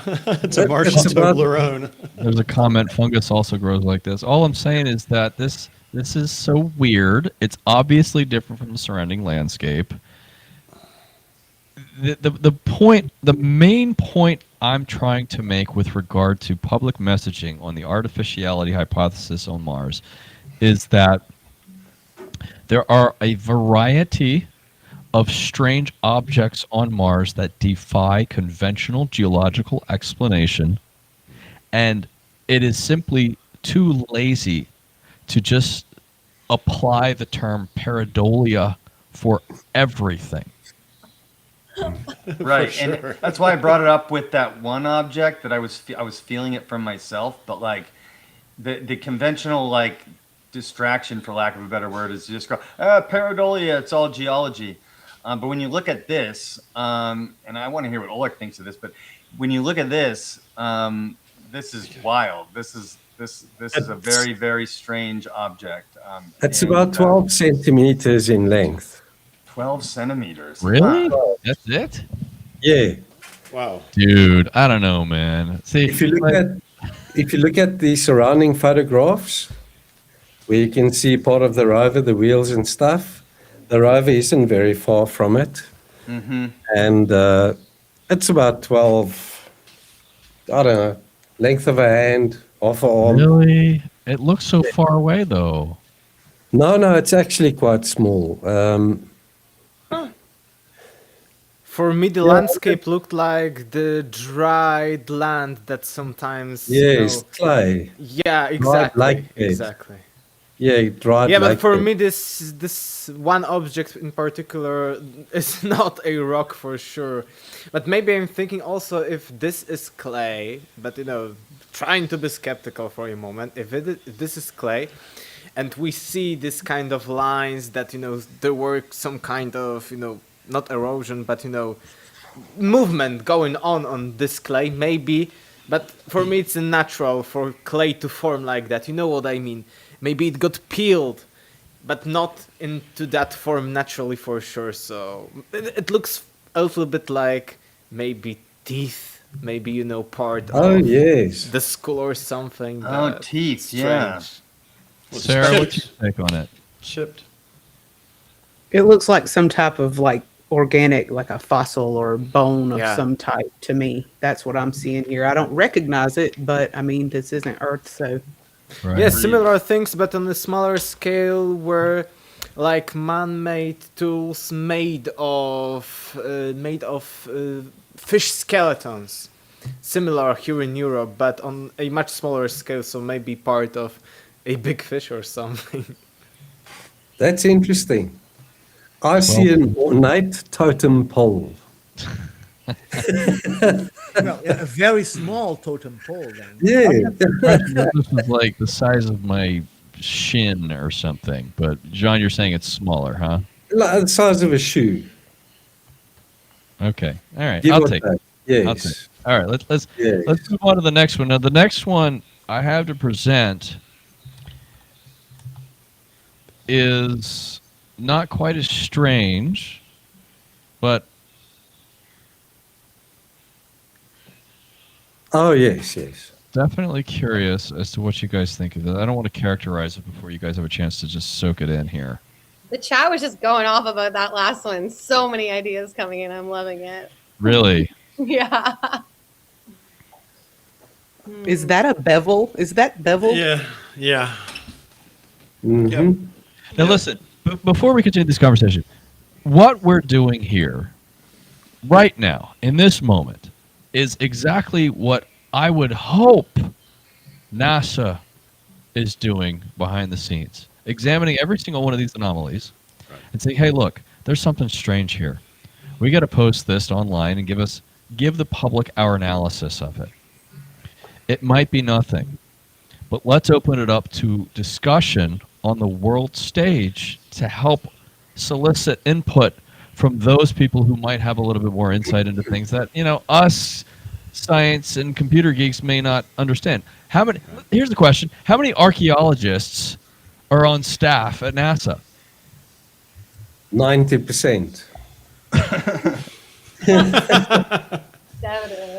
Like none. They Right? moonlight through the Smithsonian.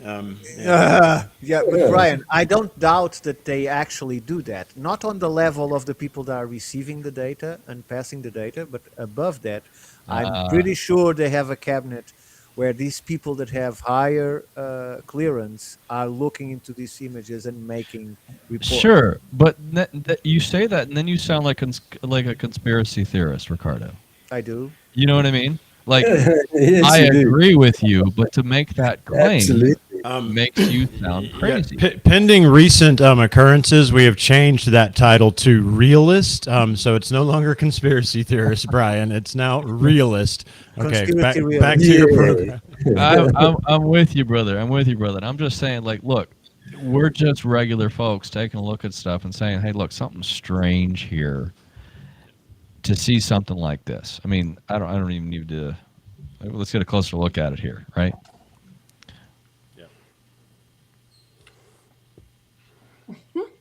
The damn rover is called Curiosity. And that's exactly where it stops, at the name of the rover. That's it. That is where it stops.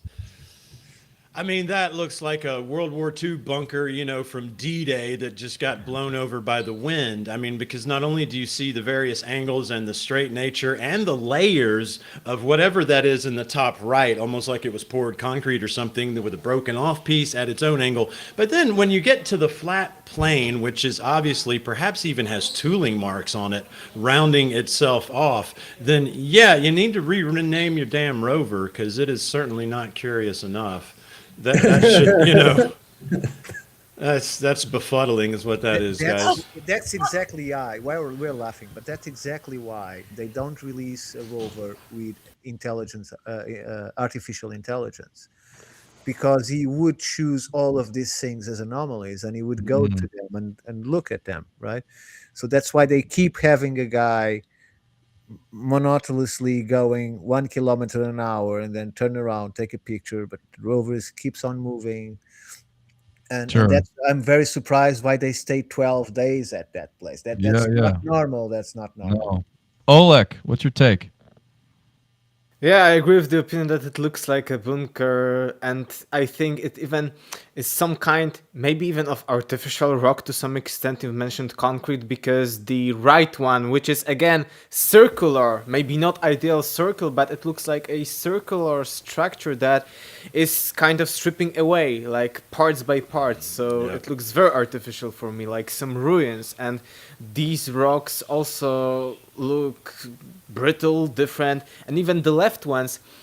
What kind of erosion is needed for the rock to be on that way? You know, it's placed like it was destroyed or something. It's not like natural one, like it was being chopped off and is still stripped away. So I think it looks like some kind of ruins. And it looks as if it's been cast. Like what, it was like a boxed in area. They poured the concrete in, and it looks like it's cast. If you look at the lines, the dimpling looks like a curing process you might see in concrete. Yeah. I see that. Yeah. So no one sees the snake with an open mouth. You can tell Ricardo's touring the earthworks of the upper Midwest at the moment. It's just strange, folks. That's all I'm saying. Okay, next Oh, I one. do see the snake with the open mouth, actually. Go back. Where? Coming from the side. There's a snake with an open mouth. There you go. It's pareidoile, most likely. Oh, yeah. It took me a second. I see it too. It's a worm from Dune. Okay. Oh, man. All right, what you got, Brian? Really quick on this one. I'm not the last one. I'm not willing to say anything like positive about this at all. Sure. I really don't know. Yeah. Fair. It's fair. Okay. Sarah, Megan, Oleg, what do you got for me? Looks artificial, like a stick or something holding a rock. It looks like someone drove through there. We're looking at one particular. Sure, there's a lot to look at here. The thing I have in question is one particular. Right in the center, it stands out the most, the stick-like object that I'd say. Do you guys know of any rocks that grow or that are formed in the shape of sticks here on Earth? Yeah, but like not such sticks like this one. Shocked quartz, Oh no, Oh, no, you that's see it right now. bamboo, maybe. That Yeah. looks like bamboo. Bamboo. I agree. I agree. Attached to a shovel? A bamboo attached to a shovel? Okay. Got segments I'm and on board with everything. this one. This is an anomalous feature for sure. We got Yeah. Dave, finally. Hey, I've been half and half here. John, did you discover this one? Yes. See, my man John in South Africa, the guy in South Africa, no one, like, come on. Like, my man down there is finding all sorts of cool stuff, and I just want to give him a fair shake because he's finding such amazing things. You guys are gents. Thanks, man.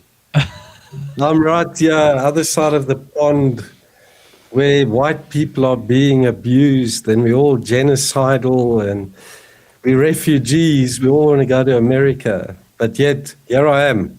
This is what I do. Let's I make just focus on this. I don't focus on the politics. let's make an effort to get Jean word to the States one of these days, even just for a man. visit. Wouldn't that be fun? I'd love to meet For a conference. I'm behind it. Anything you need done, Yeah. John, for sure. I've heard about his compound that he survives from there. So it's very obvious what a brave job he's doing by I'm sure finding all this information and put it out for us. But I'm sure it's probably healing and cathartic for Jean as well, considering the Yes, it is. conditions you find yourself in there in the ground. So It's a deviation. Yeah, I use it as a deviation from what's going on around me. So Because you can't let the politics get you down. yeah. That's it. That's You it, brother. just can't, huh? Be the Oleg. change you want to see, man. That's it. Yeah, Oleg, Megan, and Sarah, am I crazy or does this look like a stick? Stick. And even the Specifically, it bottom looks like, yeah, and there's something attached to it. It looks like, but it looks specifically like a stick of bamboo. I mean, there's segments to it. Like, Yeah. Or I like kinda think- like a pipe that's had some wear and tear to it or something like that. yeah. Right. I want to Unless go there up are and grab trees it. on Mars, that shouldn't be there. It doesn't make sense in that landscape at all to me. I'm definitely not an expert, but I feel like most Same. people could have that conclusion. And a sense of scale, this would be about 1.5 meters in length. Wow, Meter and so- a half. That's big. Mm. That's certainly big. Yeah, that's 5 feet of piping. I mean, that's really good shovel for somebody about 6 foot to 7 foot tall. Yeah, I don't think it's a stick, but it's definitely a piece of something that was broken off of something else that was this anomalous for sure. Like, Yeah, if you asked me to guess off this tiny bit, Dave, I'd tell you I was at the bottom of a building perhaps that had blown up, and I was looking at pipe and sheet around it. right, that's what I'm thinking. It's some sort of I don't know, tool or structure, a part of a structure or part of a craft, something like. I'm just speculating, but somebody dropped a comment. You can't argue against this one, and he's totally right. Even if NASA just posted this to their press page and saying stick found on Mars and didn't say anything else about it, the world would go nuts. They don't even have to try to characterize what it is. New image of the day by NASA, and everyone else would do the characterization for them. It would lead to a global discussion of what this is.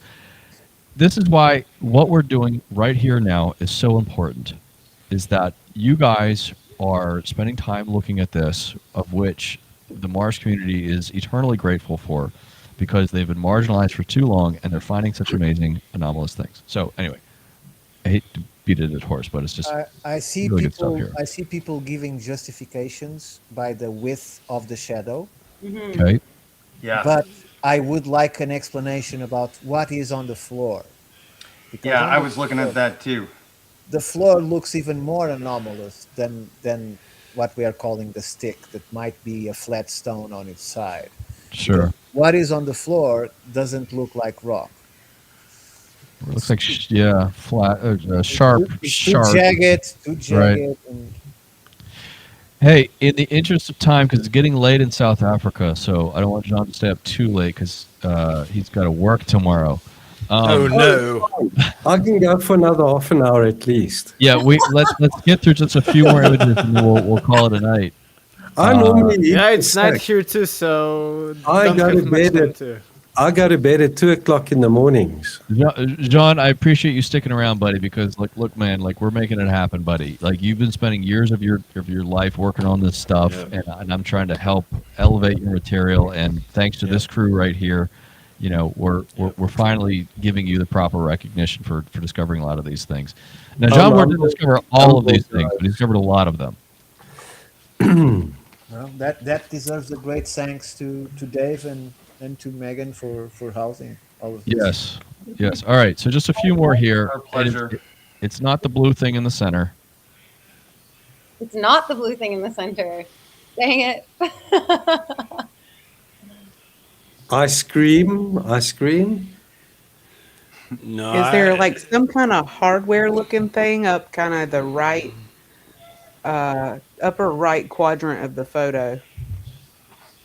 Or Strange some weird stones. looking thing. And then there's like a wall looking Big thing. wall Yeah. is standing out to me. And like to the right of the wall, almost. It's like a grate. Like a fence or a vent Yeah. or a cinder You know, block on its side. I This is hadn't so considered fun. that, I love that this little. game. Thank you. I hadn't considered the wall, but you know, I hadn't seen the wall And before. all that skinny shit sticking out. What is that? It looks like a wishbone. Look at that, like There a you rib go. cage. Yeah, we're looking at least what caught our eye, and we can look at the rest of the stuff later. But is this stuff here? Yeah, Oh. Ice cream spoon. ice Oh cream yeah, that spoon. or- spoon. There it is. It's like a That- rib Apparently cage. this other There's- stones also like floating. Yeah, that doesn't look like looks like something would snap off that was Yeah. There's a piece- shadow underneath of it. Yeah. It's like sticking out, and there's a I've damn never- Yeah. shadow. I've never seen obviously this isn't Earth, but I've never seen anything like that here. It's got to be a different material. That's why you can see in certain places that when you look back on that structure, it looks like perhaps corroded or buckled, like, you know, a piece of metal. But then you look at places like our little rib cage or our whatever, our Coke spoon there, it looks pristine, you know, and obviously it's holding itself together more so than the surrounding environment. So something that was covered for a while and is becoming uncovered. Can we zoom out a little bit? Well, let's go back. Okay, could that be because we all seen what looks like a T-Rex skull when it's on the rock, right? So if you see an open mouth and you see all those strange things in the middle of it, could this be a huge fossil? I don't know. Just throwing it out there. Could it all be part of a big fossil animal? Can I ask what is this like whitish trail coming down? Yeah. I think the best Probably ice. explanation is a mineral vein. Yeah, it's a mineral vein. Yes. It is. Looks Yeah. like mercury running downhill. The other thing I wanted to point out was like this wall-looking thing. Can we zoom in a little bit on that? There's a shadow on it. It's on the far right. You know, I don't know if I can zoom in on that. I got this in my Google Slides. Okay. It looks almost like a grid. Yeah, and then that grate or fence to the right of your wall you point out there, Dave. That's Yeah, strangeness. exactly. That it's got a hole in it. It's like a grate, like literally. Like we've seen enough geology here on Earth to know that this just doesn't match what we're accustomed to seeing, and that's the point here. I can't characterize what this is, but oh, by the way, you know, we see if you could just examine, get a wide shot here on this, Dave. There's another spoon-like object that was found elsewhere. Oh yeah. Maybe it's nothing. Maybe it's nothing. Maybe it's a fossilized bone. Just throwing it out there for dissemination, for discussion. A femur bone. Let's move on to the next one here. Okay. More, yay. Well, following Atlantean ore, they would have known how to do monatomic gold, which they tell us was the crazy, you know, chemical that was popular back then. So it could be that the Anunnaki, who were much larger living on Mars with a much lighter atmosphere, were obsessed with snorting monatomic gold. And so we've got these giant spoons everywhere. That's possible. If I had to guess, I see Ricardo shaking his head. Yes, I disagree. A spoon is much more efficient to boil heroin. So I don't know what is he talking about. Oh dear. Okay, I'm seeing something right in the middle here that sticks out a little bit. is that? Well, it's obviously driftwood. I mean, They had boats.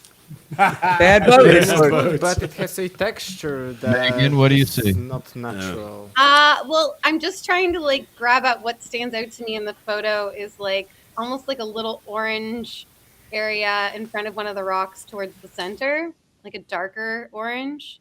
I see that too. A Obelisk mouse right there. trap. A rat trap.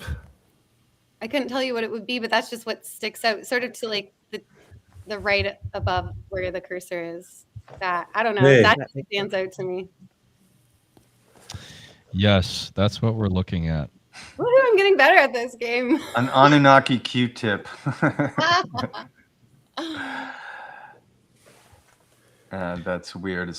If What? That we- looks Detail? like a destroyed container, like a plastic one even. Yes. Oh. Yes. Have we found two golden arches in there? eh, It's a form of McDonald's. so keep in mind this, folks. If we're to take what NASA says, and I'll do that for the sake of argument, that the atmosphere of Mars was lost 3 billion years ago. Even if they're wrong by 2 billion years, which makes the surface of Mars 1 billion years old. And even if we go further, what if it's just half that, 500 million years old? The concept of anything surviving that long is a miracle in and of itself. Yeah. So, long story short, the surface of Mars is old, very old, and we have to call into question what our planet would look like after 1 million years, let alone 500 million years. Right. And if we come across something like this, what in nature produces something like this? This is the eternal question, but you have to consider the context. We don't have much to work with. We can't go up and look at it with, we can't all be like shaman and going out looking at stuff up close, getting our hands on it. It's hard to get barefoot to Mars, man. It is. It's very difficult. As much as we'd love to do that, we only have these images. And when we look at all the variety of images that we have, to say that there's nothing there just doesn't sit well with me. Right. It's disingenuous. Mars Revealer pointed this out, and it definitely looks polished. It does, and look, these Yeah. pictures, what I see in all of them, I don't want to repeat myself, but it's true. If it only kind of starts to make sense to your brain if you see it as pieces and you take it as a whole and you see, look, man, the same material is around scattered. It's obviously different. I've got a couple of pieces sticking out of what to my mind look like concrete, right? It only starts to make sense if I let my brain sort of piece it back together. Right. It's not confirmation bias. It's just how I try to make sense of it. And to Exactly. me, that tells me it's pieces of something greater. How about what looks like a piece of wood a little bit upper to the left? Like petrified wood, yeah. Yes. I Yeah, noticed but that we have too. minerals that look like wood. Yeah, Sure, yes, you do. Yes, we have, Yeah. we have. But especially, can we come back to this like zoomed in image? Especially this smaller one piece that looks like literally plastic container up Or above your... plywood. Or plywood. No. Down. The middle one, this bigger one. With the right angle. Yeah, this one. This one looks Yes. 100% artificial, like some kind of corner of some A structure. container Yeah, that was yeah. brittle and pieces broke off. Yes. Looks like trim from Yes. something. Yes. Like That's what I was calling plywood. It looks like plywood. right. Think the precision stonework like in the Serapeum, right? How polished and sharp those angles are. I mean, it And- could and very the easily stone- be. The stone ahead, above Roberto. it. The stone above it. I don't know if you ever looked at cement bricks. Mm. We use them Yeah, it in Europe, looks in like Europe, right? And and for sure, Alexander, it looks like Yeah. a cement brick that has broken Cinder blocks. is what because we the- call 'em. Yeah. because the top is looks like flat as coming from a mold. But of course, and in the- geology, so many things are possible that it's hard to. Be Well, yeah, sure. and look at this rock. Yes. Look at this rock right here, where this is all rugged, but then we have sort of a surface that's Exactly. smooth. Yeah, like a Like cement plaster. with some kind of like in the bathroom stuff. So we have. That's I plaster found on such thing concrete. here in Poland. A The lot tiles, from you're others. calling them. Yeah, the tiles. The tiles, Yes. exactly. Yeah. Porcelain. Yeah. All right, next one. Now that is a bombed out site in the desert. I can see the rebar sticking out of the side of the Yeah. concrete wall. You're not going to fool me, sir, telling me this is Mars. I see what you did. You slid in. You slid in a war zone from This is Gaza or Devon some Island. shit. I mean, This is Devon Island. this is pretty obvious here. We'll just zoom in on it. What on rock? What rock does Mars? this? It looks like some leftover garbage or something, like some kind of object, maybe not even rock. Yeah, but what are those weird layers in it? Rebar. I'm seeing like a loaded clay. clay Rusted structure. metal. Clay, yeah. Yeah. Sarah was, I think Sarah was talking about these layers here in the very middle. There's Yes. like there's 3 sections. That's super weird. Parallel Like a with one three-story another house. too. How big is this? Do we know? Or you have any idea? I would say from the distance and the context, that would be about 2.5 to 3 meters wide. Okay, so we could rule Yeah. out, potentially rule out its structure. Well, Based on if it the is size? a piece of a structure, you don't Piece need of to a rule it out. structure, Yes. Yeah. Okay. Yeah. Hey guys, I'm going to put up a comparison image here, okay? I mean, And, you know, 9 th- feet, dude. It's a. I it's a just room. want to say this: if this was photographed on Earth, they immediately say, "Oh, that's a mud brick house and structure." Yeah. They would identify it as such, right? But because it's Mars, immediately it's nothing. I know. And then look at this. Yeah. John uses this as a comparison. What we're seeing here is rusted metal. You see how it's irregular around the edges? Yeah. This it's not smoothed over like erosion would normally do. And you're like, who's to say that this doesn't look kind of like this rugged It does. edge? Yes, the Simply CO2 does. on Mars would erode metal like that, like you showed us in the previous example. It could be a piece of a some kind of ship. Mars disclosure keeps pointing out that it looks metal, and I definitely think this one looks metal for sure. Yeah, he's correct. Yeah. Yeah. And Mars So- revealer, sorry. Oh, Mark- yeah. Okay, so that's that. Let's move on to the next one. We got- only have more 37, right? What's that? We only have more 37 to go through Only No, 37 more to go. just before a we couple, go to catalog B. just a couple more for tonight. No, don't So stop. you have beach photography from the last hurricane that went through Tampa here, I see. Again, you're not tricking me. That's it. This is not Mars, boss. This is right after a flood here on Earth. Okay, Sarah, like Megan, what do you got for me? That's Okay. exactly what it is. In front of the largest dark structure towards the back, I see almost in front of it what looks like right angles of a lighter object on the ground. Yeah. No, up and to the right. Up to the right. That one. That stands out to me. That right there, that lighter object. And above, a little And bit above. Yeah. It looks like parts of destroyed building or something like that, or container. Some type of paneling. Yeah. Mm. See, I have provided no context for you, but you guys are just calling it like you see it. You're using your common sense, knowing what destruction looks like here on Earth, and saying, hey, look, you know what? That kind of looks similar. So if we zoom in on this, of course, we'll just zoom in on the big object right here. Jason, what do you think? Yeah, dude. Again, Okay, so immediately, if I've explored a lot of swamps, and sometimes in those swamps you find junk that's been thrown away or old structures that have been washed down, and then they'll have a little bit of mud drying on them, you know. But you look and you can go, oh, don't step there. There's plywood and probably nails, and I'm always fucking barefoot. So I'd walk around it, is what I do, because to me it would evidently be a sign of something not natural. It also has a uniform thickness. Yes. So it could be a wall, a foundation.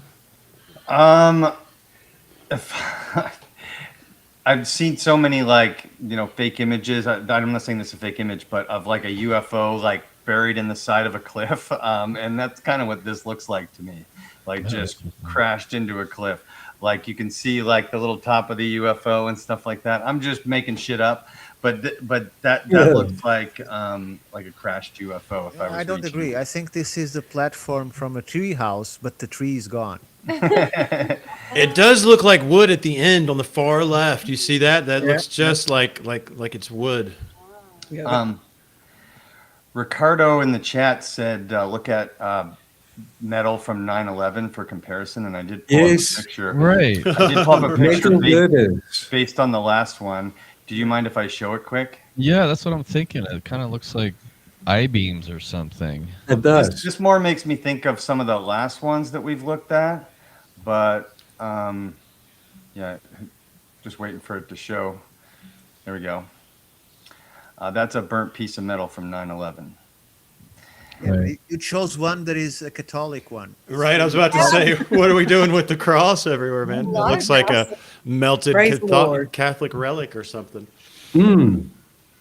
I just wanted to pull it up for comparison because, we're trying to look at all different angles. And I saw a bunch of other ones that I'm not going to pull either, but a lot of them look very similar to the last image we were looking at. So. Well, let me just bring up a comparison just real quick. That's all I got for tonight. But if we take a look at like this is what comes to mind when I see it. This is what There you go. Yeah. Okay, that's what Ricardo was saying, right? I mean, I don't know for certain, but you can clearly see this is not part of the ground. It's something laying on top of it. Then we have all this other stuff laying on top, really flat. Like it just looks like what debris field looks like after a hurricane comes through town. It looks like paneling. Right. So if we're taking a look at this stuff and saying that's just geology, like that just seems disingenuous to me. Yeah. And guys, we're just talking about artifacts. Jean has an entire YouTube channel dedicated to artifacts that, Yeah, I've got close 100 more things. I've got close to 10,000 anomalies. Only 10,000. Wow. Yeah, close to 10. Yeah, I worked it out the other day. You have Close to start to working 10. on it, Jan. You have to dedicate time to this. Imagine what he could do if we could get him in America and he didn't have to dodge bullets coming through the window every day, man. We could document the entire scape of Mars with you, John. Yes. I would Bravo, put mate. a catalog together any day if I had the time and resources. I think we need to take in mind that we're looking into something that it's not on Earth and obeys to somehow some different rules. Because, for instance, the structures, we haven't approached it, and I don't know if we will, but if we ever talk about the moon, because it's also part of this discussion, it also has anomalies. Yes. In the moon, we find these gigantic beams. One of it is called a shard, and it's more than a mile high, right? And is most likely made of glass. And people think glass. That's idiotic. Even the dome, the super dome that is being photographed there, is made of glass beams. That's why it's so transparent and very difficult to capture. It's because when glass is made in the absence of oxygen, it's stronger than steel. It is the oxygen that makes the glass brittle. So if we take oxygen from that equation, glass becomes stronger than steel. And so it creates a completely different nature of things that can be made of glass that we wouldn't identify as glass because we don't understand it as being something strong and could hold, right? Like the edge of that structure looks like a polymer of some kind, a composite material instead of just the metal, right? So we don't know what kind of materials these people are using to create these structures, if they are any structures at all.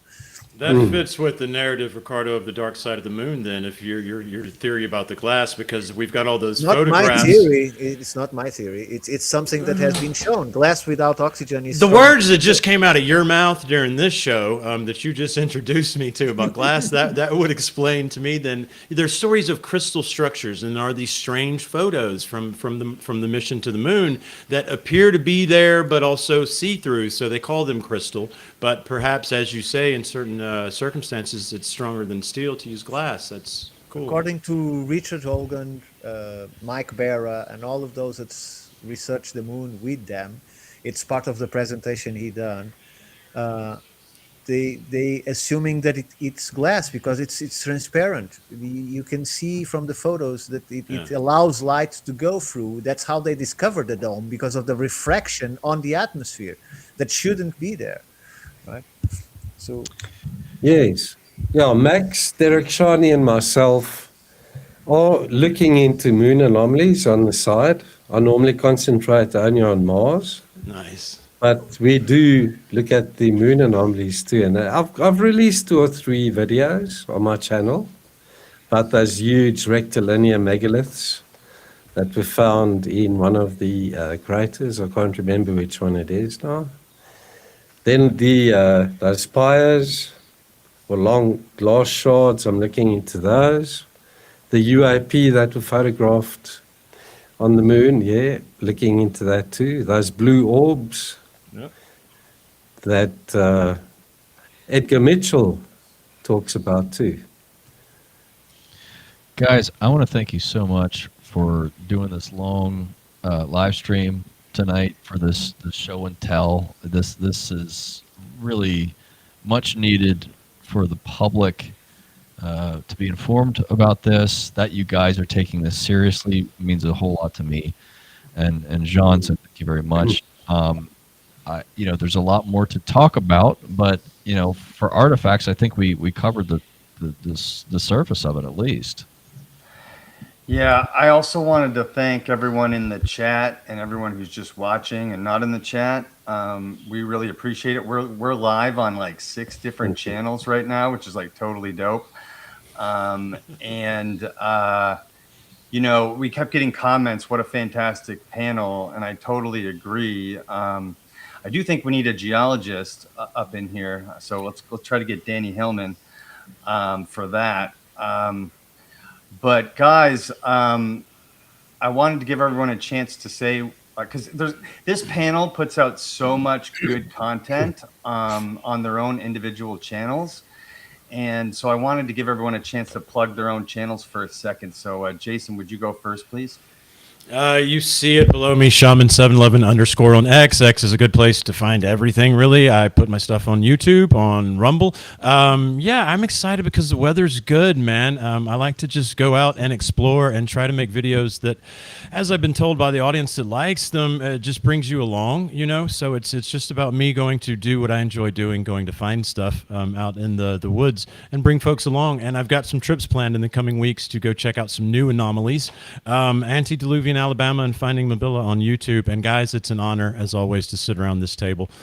Just to look at the faces that I'm sitting with touch me, and I'm privileged to be here with you, gentlemen, to learn from you and to bring, hopefully, some attention to this story of Mars, which I believe at the end of the day is part of our story. And we all know that our best future requires the truth of our past. So cheers, gentlemen, for that.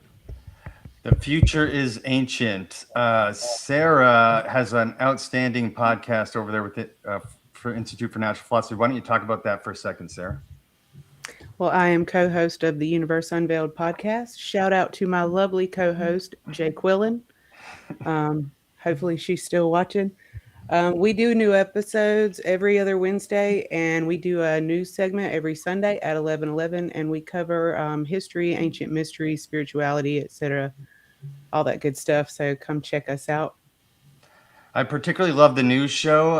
It's something that I don't think anyone else is doing in that fashion. So I totally agree. Check that out. Oleg, my man, what are you up to? Thank you. I really enjoyed this conversation. I am very, very now informed. I've never dug this deep into this topic, so I think it was a great introduction for me into all of these mysteries, and it was nice that we all had a little bit different opinions on this stuff, so I think it was very, very good for me, so thank you very much to all of you.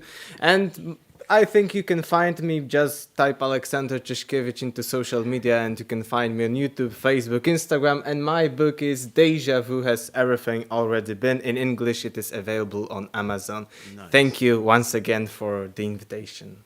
Link below, and I must say it is a little bit hard to type your name into YouTube. Copy and paste, copy and paste.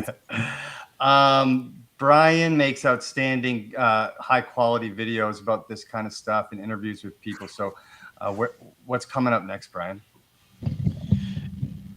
You know, for those who are new to my work, obviously I've got the documentary film. You can go watch it on Amazon and other streaming networks. I recommend starting there first. It presents a lot of this stuff, but it also shows the whole story. We're talking about the history of Mars disclosure, the biology, the fossils, everything, panspermia, remote viewing, and some other crazy stuff as to relates to the destruction of the planet. But because I've learned so much after I released the film, I had to keep working on it. And I've got my YouTube channel, which is essentially the continuation of the series. So start with the documentary, and then you can pick up on and do a deeper dive into, you know, the things that we've been showing you tonight. You know, including the face, which we have to do a whole episode on just the face because it's a whole can of worms, right? But yeah, I'm sort of exclusively focused on Mars for now. But you know, every now and then I'll branch out and do something that might warrant some attention that just isn't getting some attention. So anyway, I thank you guys so much for your company tonight. Ricardo, I'm glad you were able to join us. Totally. Brother, Sarah, it was so nice having you here. Megan, it's nice to see you. Jason, Oleg, it's nice to make your acquaintance, buddy. Look, I really appreciate you guys taking the time to do this, and you know, hopefully we can continue doing this. And you know, I know it's sort of presentation heavy at this point, but at a certain point, we'll have a little bit more equilibrium as it relates to you know, the discussion. But I appreciate your patience on everything. Yeah, we got to build the foundation first. Mm-hmm. Right. Yeah. Okay. For me, The star of the show, by the way, star of the show, Jean Ward. oh, lovely. Thanks. I appreciate everyone for being here, for being the ear, for being the skeptic, for being the believer. We need that. We need people that look at things from different angles so that we can get to a better understanding of what it is that we're looking at. Because I can get swept up in my work and get totally carried away, where someone will come in and say, but have you considered this and that? And those different angles help me to do my research better, to be more accurate, to be more with it. Because sometimes I get carried away, man. You know me. I've been doing this for 9 years. So you guys can find my work. 9 years and only 10,000 anomalies? What are you? Yes. 998 videos on YouTube. You just carry on getting carried away, sir. That's what Yeah, I no, I don't want to spend time worrying about my life or anything. I'll just focus on this. It's my favorite pastime. Apart from my day job, this is what I do. You can get to see my stuff at Jean Ward on YouTube, Jean Ward Mars on X, and megalithic.mars.com. That's my blog. And I appreciate each and every one of you. Thank you for being here, and I feel honored to be in your presence, really. Each one of you is unique and special in your own right. And I like to hear different points of view from you guys. So thanks for that, Dave. Back at you, bro. That's what I think is Thanks, special about Jason. this panel and this approach to what we're doing. Thank you, Megan, my lovely producer and Starfleet cadet. And she's helping me a lot. We're putting out a lot of cool content over at Dave's Multiverse. We got an episode coming out with, we're interviewing Scott Wolter about the green jar. We got an episode, we booked an episode with Randall Carlson. We just interviewed archaeologist David Connolly, who tends to be a little bit of a skeptic to what the alternative people say.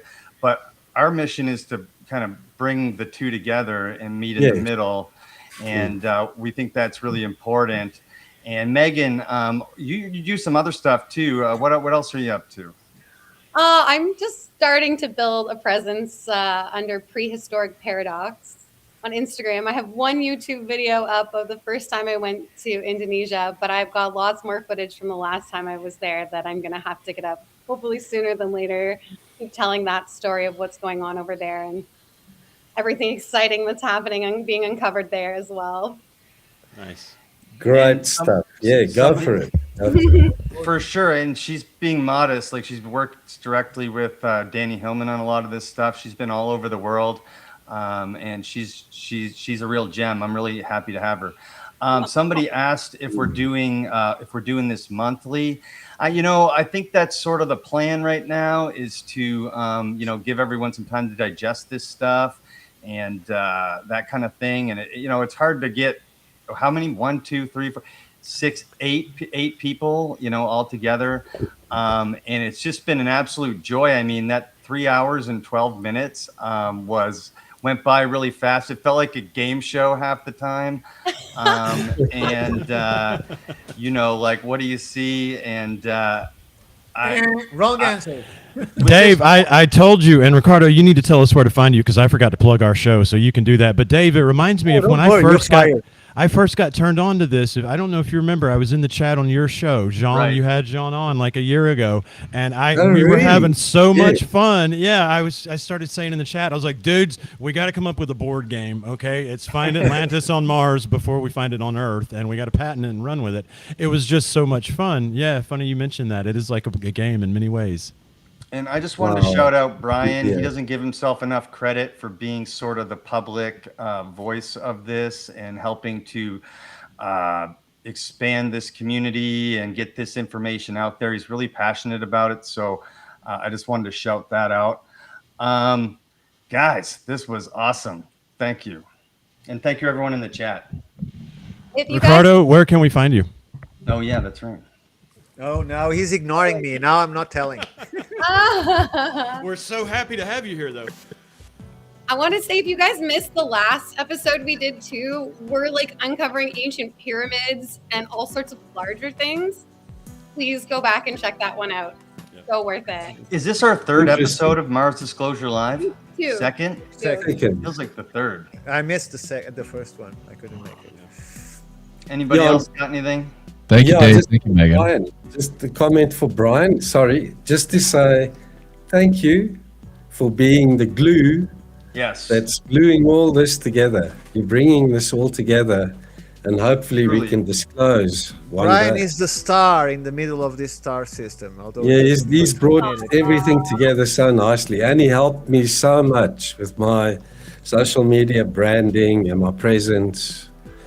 Big shout out to you, man. Thank you. Thank you, Jean. I appreciate that. And thanks, and guys. We do a lot of collabs as well. Yeah, we do, man. I love my new family here. This is great. So thank you, guys. It means a lot to me. And Go the watch chat. Brian's documentary, please. Thank you to the chat. Everybody. Thank you to the chat. The chat was hopping. You guys were amazing. So many people tuned in today. We're so grateful for your participation. I'll go back and read the chat tomorrow evening. Some good ones. Oh no, we've got a success on our hands, and Mars Disclosure is coming up in the pipe. I can't believe we did it, Brian. Love you, dude. Dave, thank you so much for throwing this together. Ricardo, if you still want to tell folks where to find you, guys, thank you everyone that tuned in. This is amazing. At Ricardo Calvary 1, it's quite easy to find. You can find me and Jason as the Shaman and the Philosopher. We are both in the Shaman and the Philosopher channel. It's a new channel that we created, or in the Institute for Natural Philosophy channel under the Roundtable Chronicles that we do every Friday. And go and look for my 2 books, Stardust and The Resonant Earth. And you can find my personal stuff in History, Myths and Legends, also on Rumble. So I think that pretty much covers it. Outstanding. I'm going to end on a quote from my boy, Headless Giant. I did an episode with him, and he said, "The future is ancient," and I think this applies to pretty much all these discussions. When in the future, when we uncover more of this stuff, we'll find out that it's quite ancient. Guys, let's call it 3 hours, 15 minutes. Total success. Rock on, everyone. Love y'all. And we'll see you maybe I just in a want to month know, or do we so. get paid extra because of the extra time, or it's the same? No, Well, no, Ricardo. I'm- I'm getting your cut.